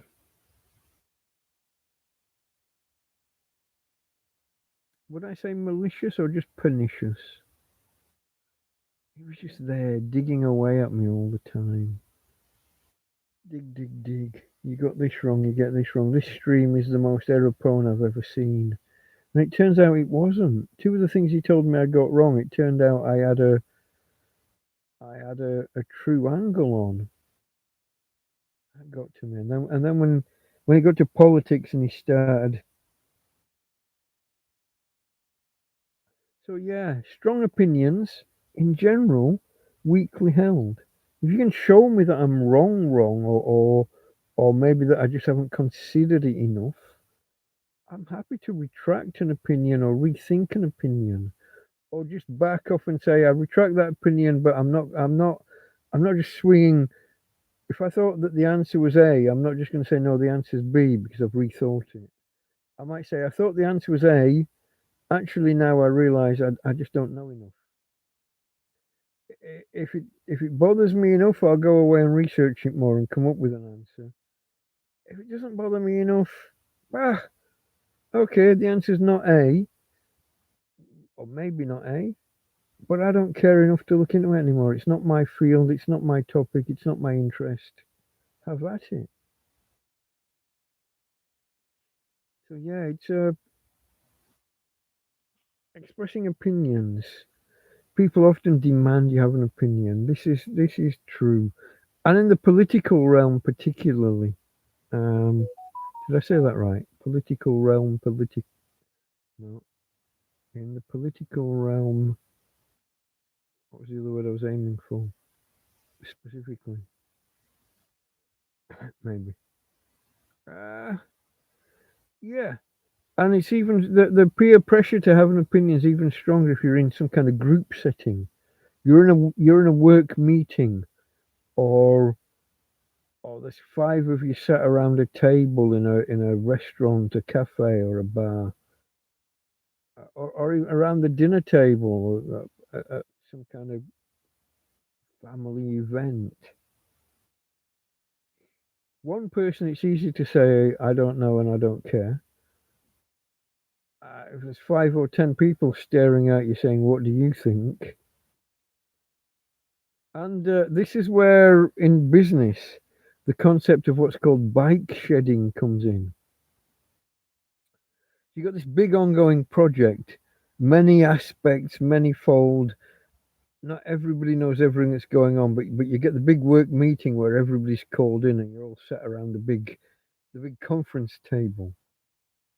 And they've been talking about, should the roof be this, should it be that, should the building be 1 story, should it be 2 stories, should it be this, should it be that. And you got all these people who know nothing about any of it, and then you say, "And what do you think, Fred?" Oh, um, but my real thought is that all the people that are cycling to work, they're going to need like a bike shed, somewhere to lock their bikes up. So all these big stories, all the high level stuff, should it be this big? Should it be this big? Should it be in stone? Should it be in brick? Should it be steel? Should it be reinforced concrete? Should it be the people who know nothing? Oh, yeah, yeah, no, a bike shed. Then you ask the next bloke, "What do you think, Jane?" "Oh, yeah, yeah, but be nice if the bike shed was red."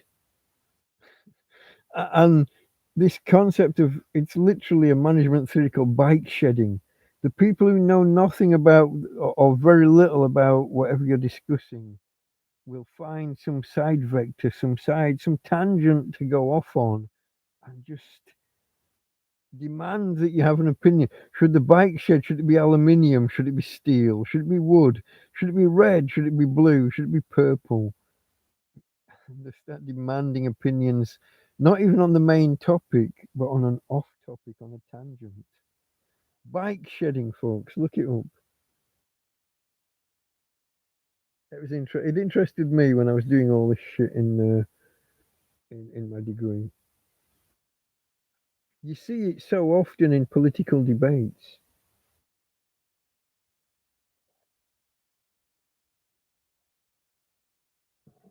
if you watch BBC Question Time, which is a political debate weekly through a certain proportion of the year, someone will ask a question and someone will deflect and start talking tangentially about some other, and then someone else will join in, like contradicting, but we're way off on a tangent. And sometimes it doesn't matter how much the presenter tries to bring things back, bring the discussion back on course. All the people that join in on that tangent are people who can't express a view properly on the real topic. Whoa, where did Mr. S just go? Strongly prefer people who jumped again. He started jumping. It's only just started. Strongly prefer people who form their own opinion, even if it's a different opinion as mine. As long as they form their opinion themselves instead of just parroting other people. Coming up with your totally own radically different opinion can be difficult, especially on an argument that has like two sides. You listen to other people and then you want to um, you want to pick where you are from the opinions expressed or from the arguments expressed. Difficult to come up with an opinion like in isolation from the arguments that have already happened. So I would usually end up with some blend or some middle ground. Usually, if there's a middle ground to be had, unless I am way off on one side or the other, and I'm going to say what I'm going to say. Uh, but I'm not looking to express some unique, never heard before opinion. I'm going to pick amongst the options available or the paths expressed by others. Even if I'm picking a blend and I'm half of this and half of that. But I'm not deliberately being milk toast. I'm not deliberately being, you know, man in the middle just for the sake of picking a middle ground, a third path, two alternatives, pick a third. Oh, oh, that's rather acidic. But it's low down and not a problem. Hopefully, low down and not a problem.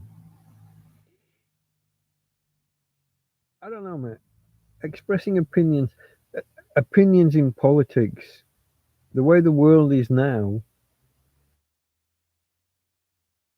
used to be 1930s, 40s, 50s. You could express an opinion, and even people who had the opposite opinion would still respect you, still talk to you. These guys, British politicians at least, could still go and have a beer together in the bar afterwards.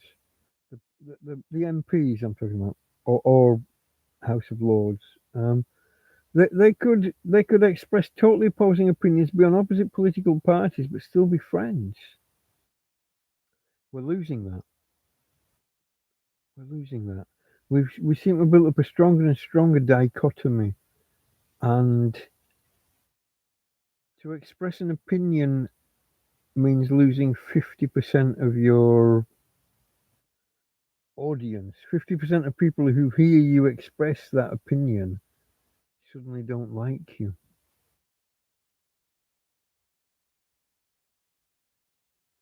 And it's in part to counter that I said the N word a few times and that I've expressed other opinions. I sometimes express an opinion that's not even my opinion, just to watch the outfall, watch the reaction. Just because I say it doesn't mean it's my fucking opinion. I mean, usually it will be, but not always. If you can't defend your opinion, is it really your opinion? Yeah, yeah, that's a fair point. Um, it depends what kind of attack it comes under, though, doesn't it? If you express an opinion and the attack that comes in isn't about your opinion, but it's about you. Oh, don't listen to him, he's just far right.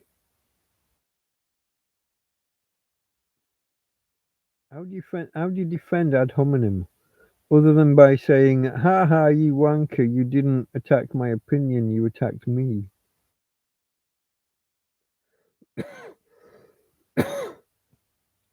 I don't know.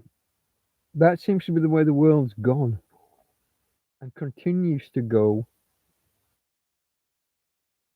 I don't know if this is just me. When I look on Twitter now,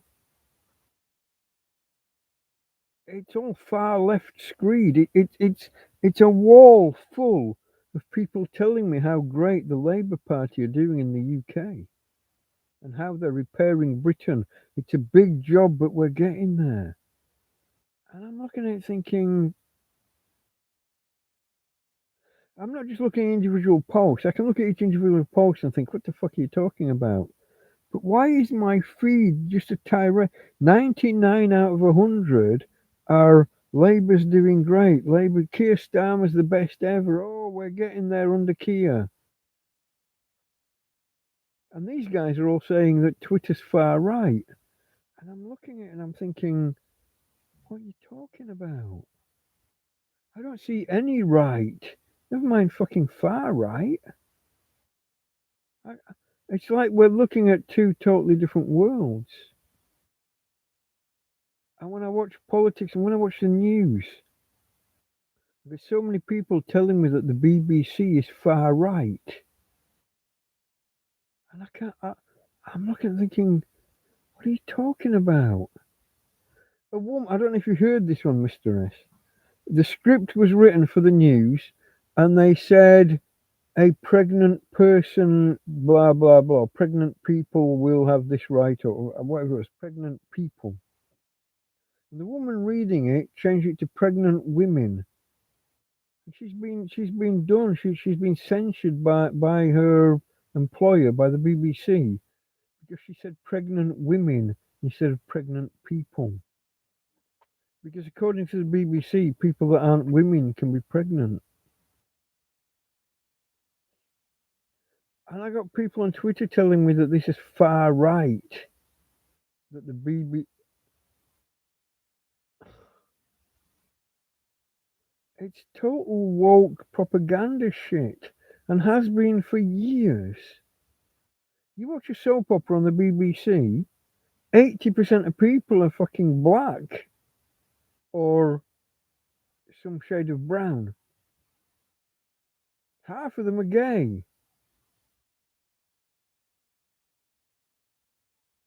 That doesn't reflect society.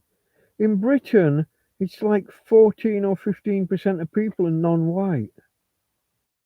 It's like, I don't know, 3 or 4% are gay. 1% or less are trans. And yet it's all in your face. Black, gay, trans. You watch a detective series, you've got an Asian detective with a black boss and a black female chief superintendent. So the boss is. You got this chain of four non-white people, three non. It doesn't have in the real world. There's so few of them in society, and even fewer in the police. That the odds of you having three coloured people, one above the other, almost zero. And yet every detective show shows it. It's and yet I've got people telling me that the BBC is biased to the right. And I'm like, what are we even talking about? We're talking on totally different planes. Totally, they say, "Oh, the head of the BBC, he tried to stand as a Tory, as a Conservative Party member." And I'm like, okay, the one guy at the top was right wing. So he passes orders down and it goes through 20 levels of management down to the people at the bottom. How much of his message reaches the bottom? How much control does he actually have over the bottom? And the answer is fucking none. By the time it's come down through 19 levels of of leftists, probably nine. They've all gone to uni, so they've gone through the Marxist indoctrination factory to get their journalism degrees or whatever. I don't know. I'm ranting, mate. Let me go back to you guys and see where I am. The algorithm decides what you get to see. It does, but supposedly Elon's rebalanced and redressed everything. So why am I? They're all saying it's ultra right wing, and I'm seeing it's all fucking left. And I've just started on Twitter. This is only on Twitter. I've just started blocking everything that's ridiculous. If someone makes a valid leftist point, a balanced view, I'll keep it. I'll let them stay for now. Someone just says something outright radical bullshit. Keir Starmer's the best prime minister we've ever had. He's rebuilding Britain and the results are already obvious. Ban. I'm not even arguing. I'm not reading that every day. It's total fucking nonsense. Britain is at its lowest point in the last probably 200 fucking years. I would say morale wise, we're at a worse point than we were during World War One or World War Two. At those points, we pulled together. Cuban Missile Crisis was possibly a low point. That whole Cold War period, the early Cold War. But we're low as a nation. We're more divided. We're literally on the cusp of a civil, not just a civil war. We're on the brink of bloodshed, like a Kristallnacht, but not against the Jews, against the other bunch.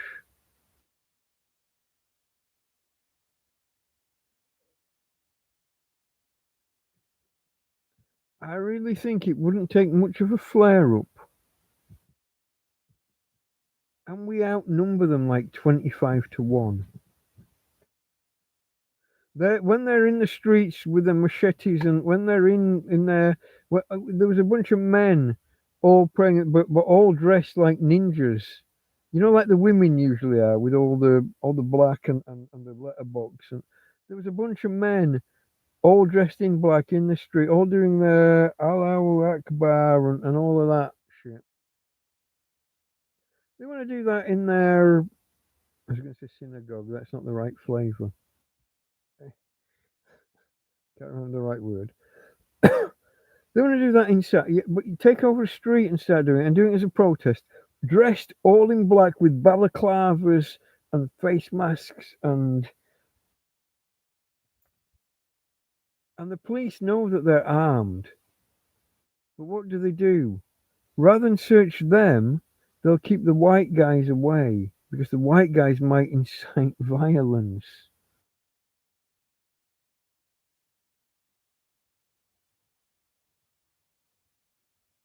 What? Police, do your fucking job. There's a bunch of masked, probably armed men in the street. Don't keep the normal folk away. They stopped a woman with a dog from walking down the street because Muslims don't like dogs, so that might be provocative. Let the woman walk down the street, and when the baddies do bad things, fucking arrest them. Or if you think there's a chance the baddies are going to do bad things, or check them out, search them, tell them that they're the ones inciting trouble. So many things. Britain is literally on the edge of a Kristallnacht. But it won't be putting in jewellery shop windows or whatever. It'll be what a British politician in the 50s called rivers of blood. There'll be blood on both sides, but we outnumber them 25 to fucking 1. Who do you think's going to win in that? They're probably more prepared with their machetes and their knives and everything. But you get enough people angry enough. I'd hate to see it happen. At YouTube, not advocating, predicting. for when it actually happens, um, I won't be all "I told you so, I told you so." But we are a touch paper, a touch point. We're a short fuse away from it happening. There was a march the other day, the same march I was just talking about. There was all these Muslims on the one side, and there's a bunch of like gay rights, left wing and gay rights, the Rainbow Coalition or whatever protesters. Yeah, bro, we're with you. We're with you. And the Muslims are like, no, you're fucking not. They think the left think they're on the same side with the immigrants, the Muslims, the Islamists, whatever you want to call them. They really think that they're, hey, I'm all pro immigrant. I'm, whoa, yeah. The Muslims would throw them off a fucking roof. They're useful idiots. They're useful to have on their side while you want big numbers in a protest, in a march. But these guys don't understand that the Muslims have got no truck with gays and trans and bis, and they don't understand. Now maybe that the other day will be a wake up call to some of them. Bro, we're with you. No, you're not, mate. You're not one of us, says the Muslims.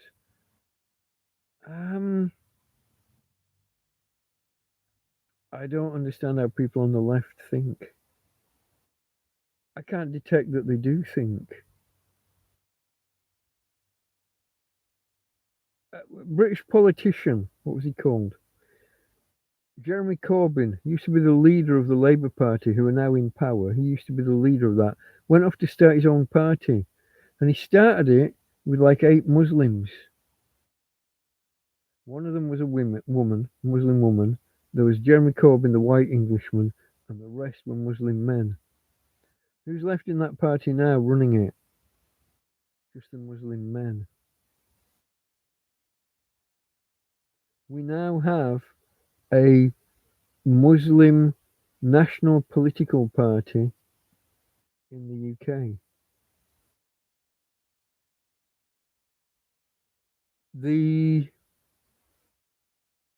What's the head preacher called? You see, I've lost my words when it comes to the Muslim side of things. I don't have the words. But the Muslim preacher will tell the men who to vote for. The men will dictate to the women, and all of the women all have postal votes rather than turning up at a secret ballot and doing it properly.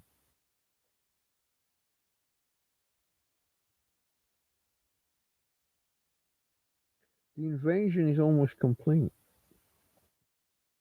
but 50% of our population can't see it. And when your two main political parties, the government and the official opposition, are both part of the process,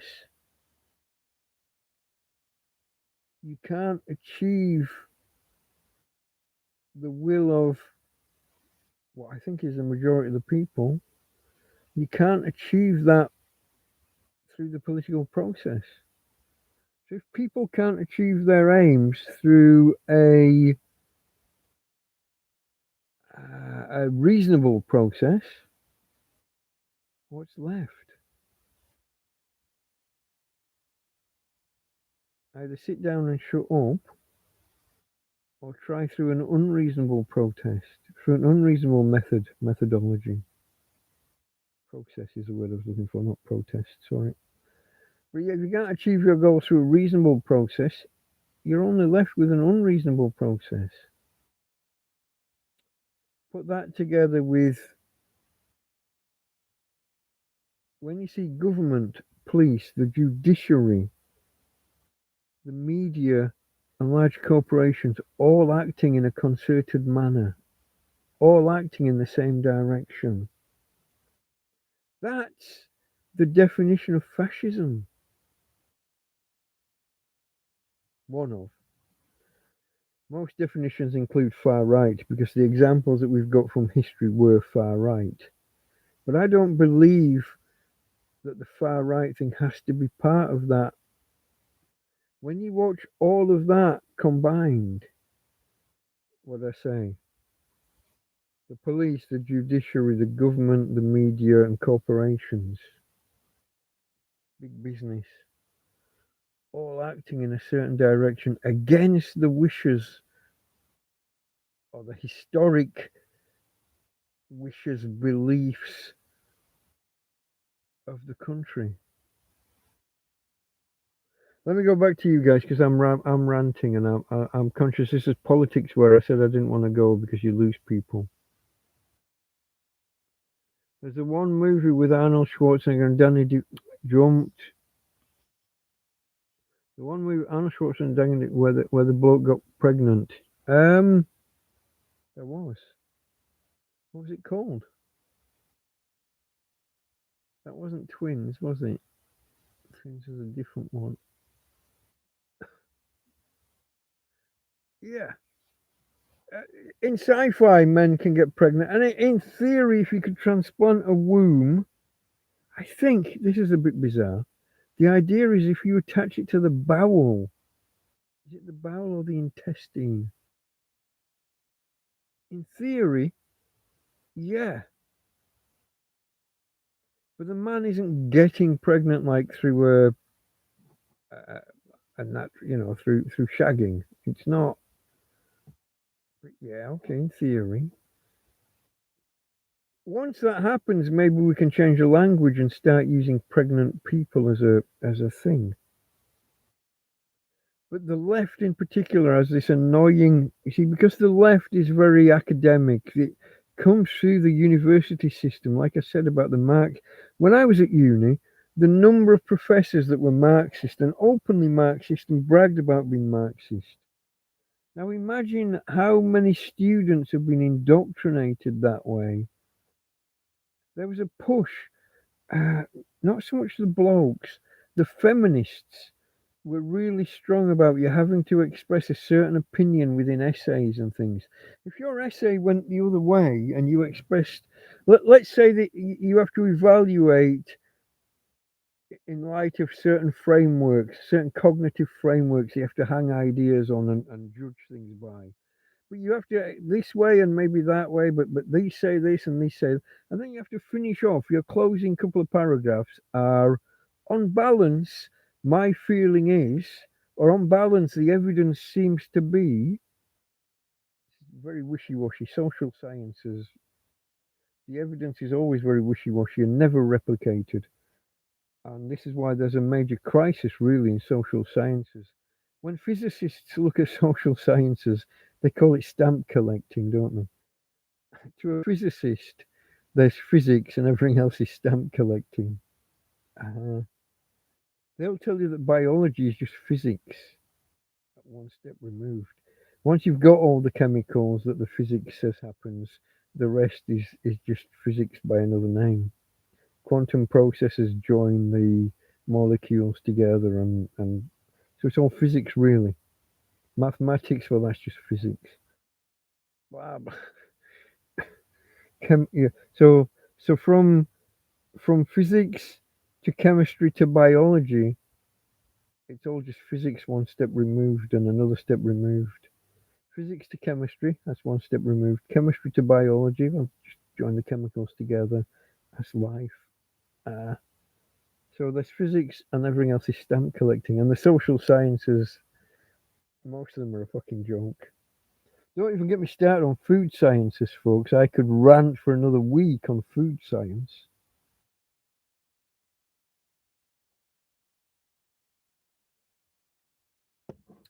But yeah, going back, it's a very leftist, it's a very academic thing to redefine words, to change the meanings, to try and tell people not to use one set of words, to use another set of words. It's where a lot of this comes from. If you look at things in politics, if you look at who's telling people what they can and can't do, in particular, people trying to tell you what you can and can't say, what words you can and can't use, it's the left that he's trying to police this middle ground. The right aren't telling people what they can and can't say. On the whole, they're not telling them what they can and can't do. Even, and this is the big one that the counter argument someone's going to mention is the abortion thing in America, the repealing of whatever that the findings of that court case were in the Supreme Court. Even then, the right are not telling people whether they can or can't have abortions. They're just saying it wasn't for the state, it wasn't for the federal government to decide. It's for the states. They weren't saying yes you can or no you can't. They were saying that's not a decision that should be taken at this level. There's 50 states. Let each state decide. Let the people in each state decide. I've gone way off into real controversial shit, and I didn't want to. I didn't mean to. Bedtime for Mr. S at 2 o'clock. Quarter of an hour ago, he probably left me. Okay, mate. Oh, the chat's jumping.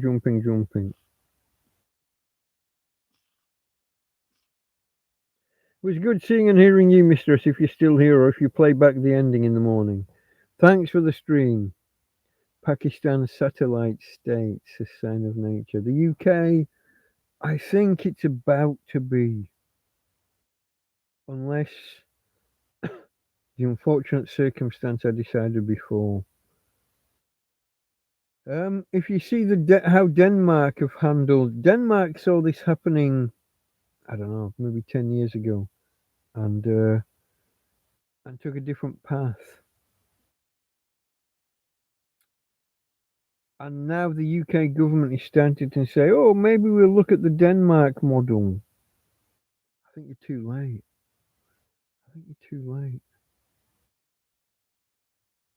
The Denmark model involves you say to people, look, this is what Denmark is. If you can't live with that, get on the boat back. But if you do want to stay, here's the rules. Your kids will go to a kindergarten school and then a proper school. They'll attend school. You'll hand them over from from 1 year onwards, maybe 18 months, something like that. They'll go into like a kindergarten and then the school system. Your kids will learn English. They will do this. You will not English. Sorry, Danish. You will learn the language of the country you're in to some extent. You will have to pass some sort of nationality test. You will have to.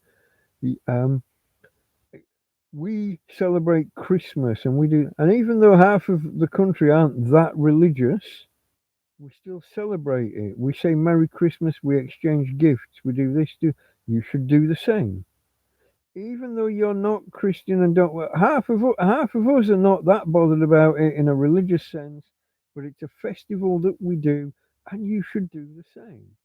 And you tell them what the rules are and what's expected. That they should be learning English. That Danish. You should be learning at least. You should at least learn Danish, but probably English would be a good one as well. Most Danes have English to some fairly good extent, from what I can gather. But you do that. In particular, making the kids go to school and integrate, making them go to like a state school, a normal school. You don't get to have a Pakistani school, a private school, they're going to go here, they're going to be taught in this language, they'll have to learn this language. It's forcing some extent of integration on the ones that choose to stay. And the ones who don't do it get their benefits frozen. They get no benefits, no state benefits. I was watching a guy earlier saying no. What should happen is if they say no to that, out, go. But at the minute, it's the withdrawal. So the punishment is the no financial support if you don't do this and that. But learn the language, get a job, become productive within X number of years. And they tell them this up front. And if they say no, fuck off. Go. This isn't the country for you. Oh, and they police the imams. That's the word I was looking for before. They monitor them. They police them. They make sure they're not taking in anybody too extreme. Um, there is the only ones leaving are the natives. Um, the so-called white flight is a recognized phenomena in places, and that's another thing in Denmark. They any area where the population where a certain percentage don't speak the language, are unemployed, and they said that's legally defined as a ghetto. And they said, I don't care if you don't like the fucking word. I don't care if it's not politically correct to call your conclave a fucking ghetto. This is our legal definition of a fucking ghetto. So many unemployed, so many don't speak the fucking language of the host country, and whatever other factors they put on. And they said, we class that as a ghetto. Those will be removed.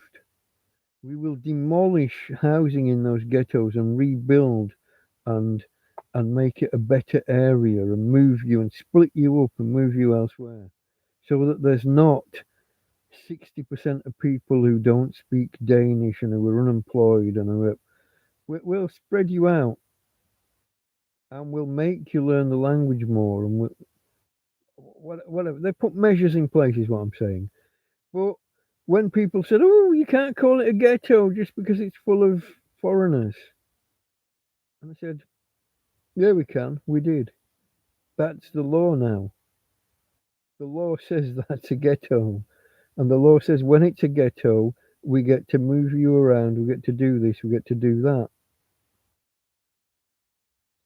We need to grow a set of balls in Britain. I say we, I'm not even in Britain. But I think we've left it too late. The Danes started this X number of years ago. I don't know the exact number. I think it's too soft in some places, in some ways. It's what we should have done from the start. We should have said, what are you bringing to the country? Can we take 2 million people onto our welfare system that are never going to contribute? Why do you get to come in and have free accommodation, free healthcare? The doctor's coming to you. When we've got Brits who can't get to see a doctor when they're trying to go to the doctor. Why do they jump the queue? Crazy.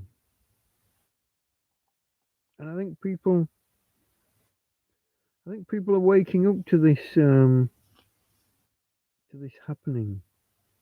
The USA shutdown is over. Yeah, the Democrats, some say collapsed. I would say compromised, but yeah, that's a good thing. Especially, I think the whole food stamps thing, the whole free meals thing. Trump said no. Court said yes, you must. Trump said no, we fucking mustn't, and it was going to carry on for a while, wasn't it?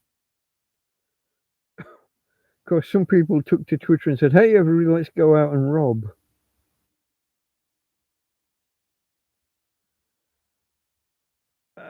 I think Sign of Nature Keith is asking me, what's your priority this week? He wants to move me off politics and back to something more normal, which I thank you for. I took myself off on a rant there, which some people appreciate, some people fall out with me over, because as soon as you talk about politics, you lose half your audience.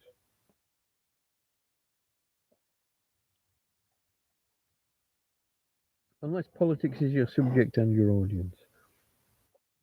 My priority for this week, this current week, where are we now? We're on Tuesday night. I want to try and tidy my tent out a little bit.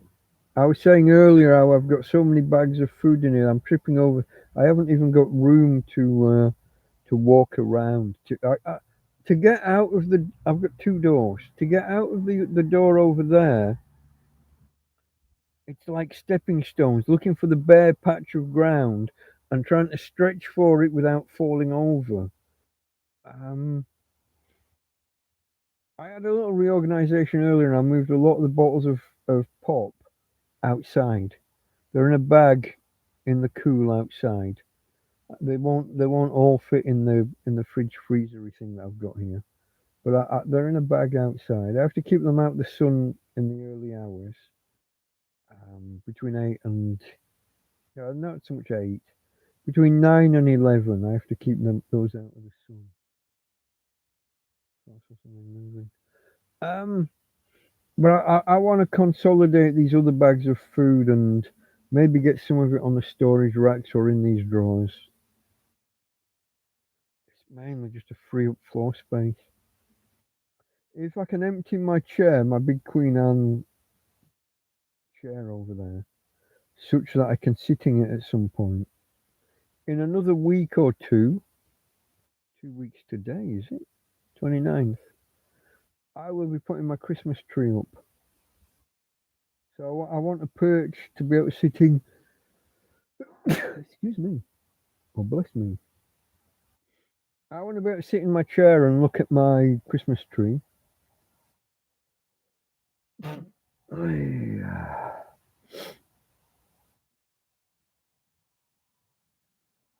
What else? That's it mainly. Just free up some space here. If I can start to organise other things, yeah. Outside, I've got so many bottles of water and they're all in carrier bags and it looks a mess from around. I like to get that tidier just so it's less likely that the cops come along and harass me. I've got some cooking things I want to get done. Um, yeah, I put some chickpeas into soak over a week ago. And then I meant to leave them overnight, and then the next day I wasn't in the mood. I thought, oh, a second day won't hurt. They're still there now. Those will be mouldy and fucked. Um, so that's a whole bunch of chickpeas going to need throwing away. And then I need to, if I'm going to make that same meal, I'm going to have to put another set of chickpeas in after scrubbing out and washing out the entire bowl that they're in. I don't know. I got lots of silly little things. There's nothing major. There's no big priority. I need to. It's time I took my girl out in a chariot for a proper walk. We haven't done that for a few days. Whether we stop off somewhere like at a cafe and have a coffee, that's a possibility. I haven't had a cup of coffee in a few days, even here in the camp. So maybe I'll go and do that. One day soon, I need to go and make my first visit this year to a supermarket. There's a few things I need. I need some fly spray. I've been saying that for a while now. The last fly spray that a friend got me really didn't work. Now, I have identified a major problem that I had, and that explains half of it. But I was here spraying flies, and whereas with previous fly sprays, they'd be dropping on the floor and zzz, zzz, like buzzing away on their back with their legs flailing while they die. They were just flying into this stuff and flying out and landing on me and taking off and not giving a fuck. So I need another fly spray. That's that, not that. But what does that say? Just get bay leaves for insects and do what? Just wave them in the air or put them in water or what? I don't know what to do. I don't even understand bay leaves for cooking. I can't detect what they do. Can't you put three tents together? No. They're all different shapes and sizes. And if I had three tents, some of these are they're fluorescent. They're fuck off orange and fuck off lime green. Like woo! I'd have the police on top of me in no time. If this looked like if this started to look like a tent city, um, yeah, no. Wouldn't be good. Wouldn't be good.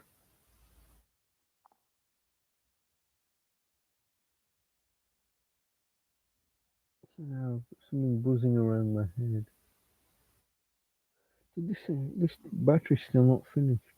I'm waiting for this third battery so I can turn this other set of lights on.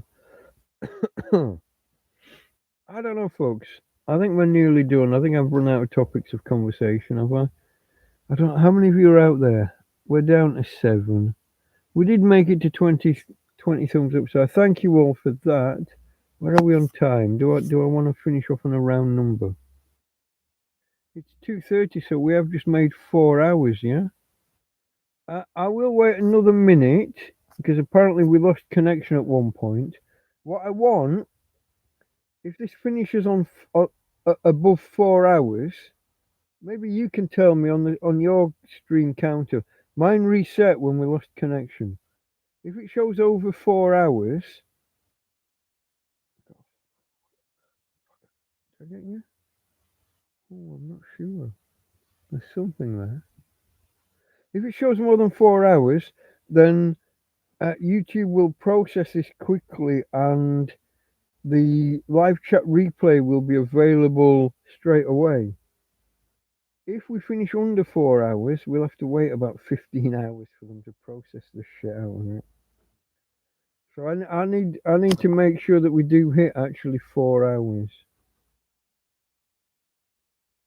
Keith, son of nature, what do you do with the bay leaves for insects? Do you soak it in water and spray the water at them? Are you soaking it in a vodka type, in an alcohol thing?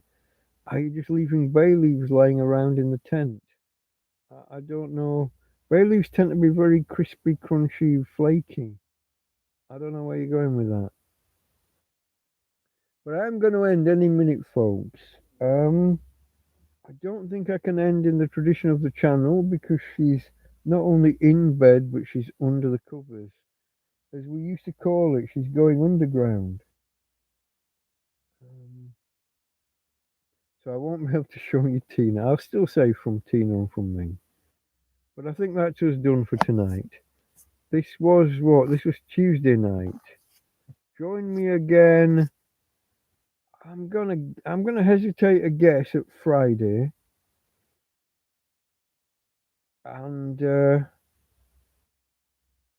going to guess Friday, and I'm going to try and do a TrampCast on Sunday. It won't be about the 7 days just gone. It will be about 7 days, probably about 3 months ago. But that should make it nice and interesting because I won't know what I'm talking about. I won't remember it. I'll only have the limited notes that I have and have to try and guess at the rest. So that'll be fun. Okay, folks, I'm going to sit up for a second. I'm going to take a swig. I'm going to say cheers to you all. Cheers to each and every one of you that attended tonight. I thank you very, very much. If you didn't hit the like button already, please consider it on the way out. After the stream finishes, if you hang about, maybe you could leave a comment rather than just a chat. Tell the world how great I was. Maybe hit the share and say, look at this right-wing fucking fundamentalist. I'm not. I'm left of centre. Really, I am.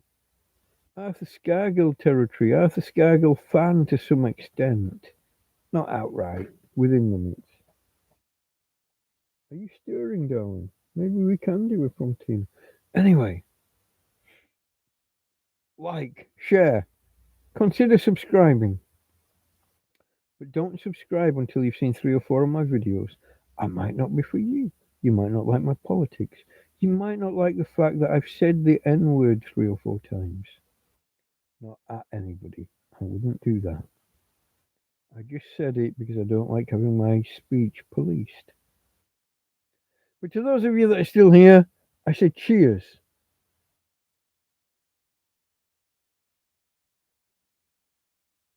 God bless you, God love you. I have no understanding why you're here.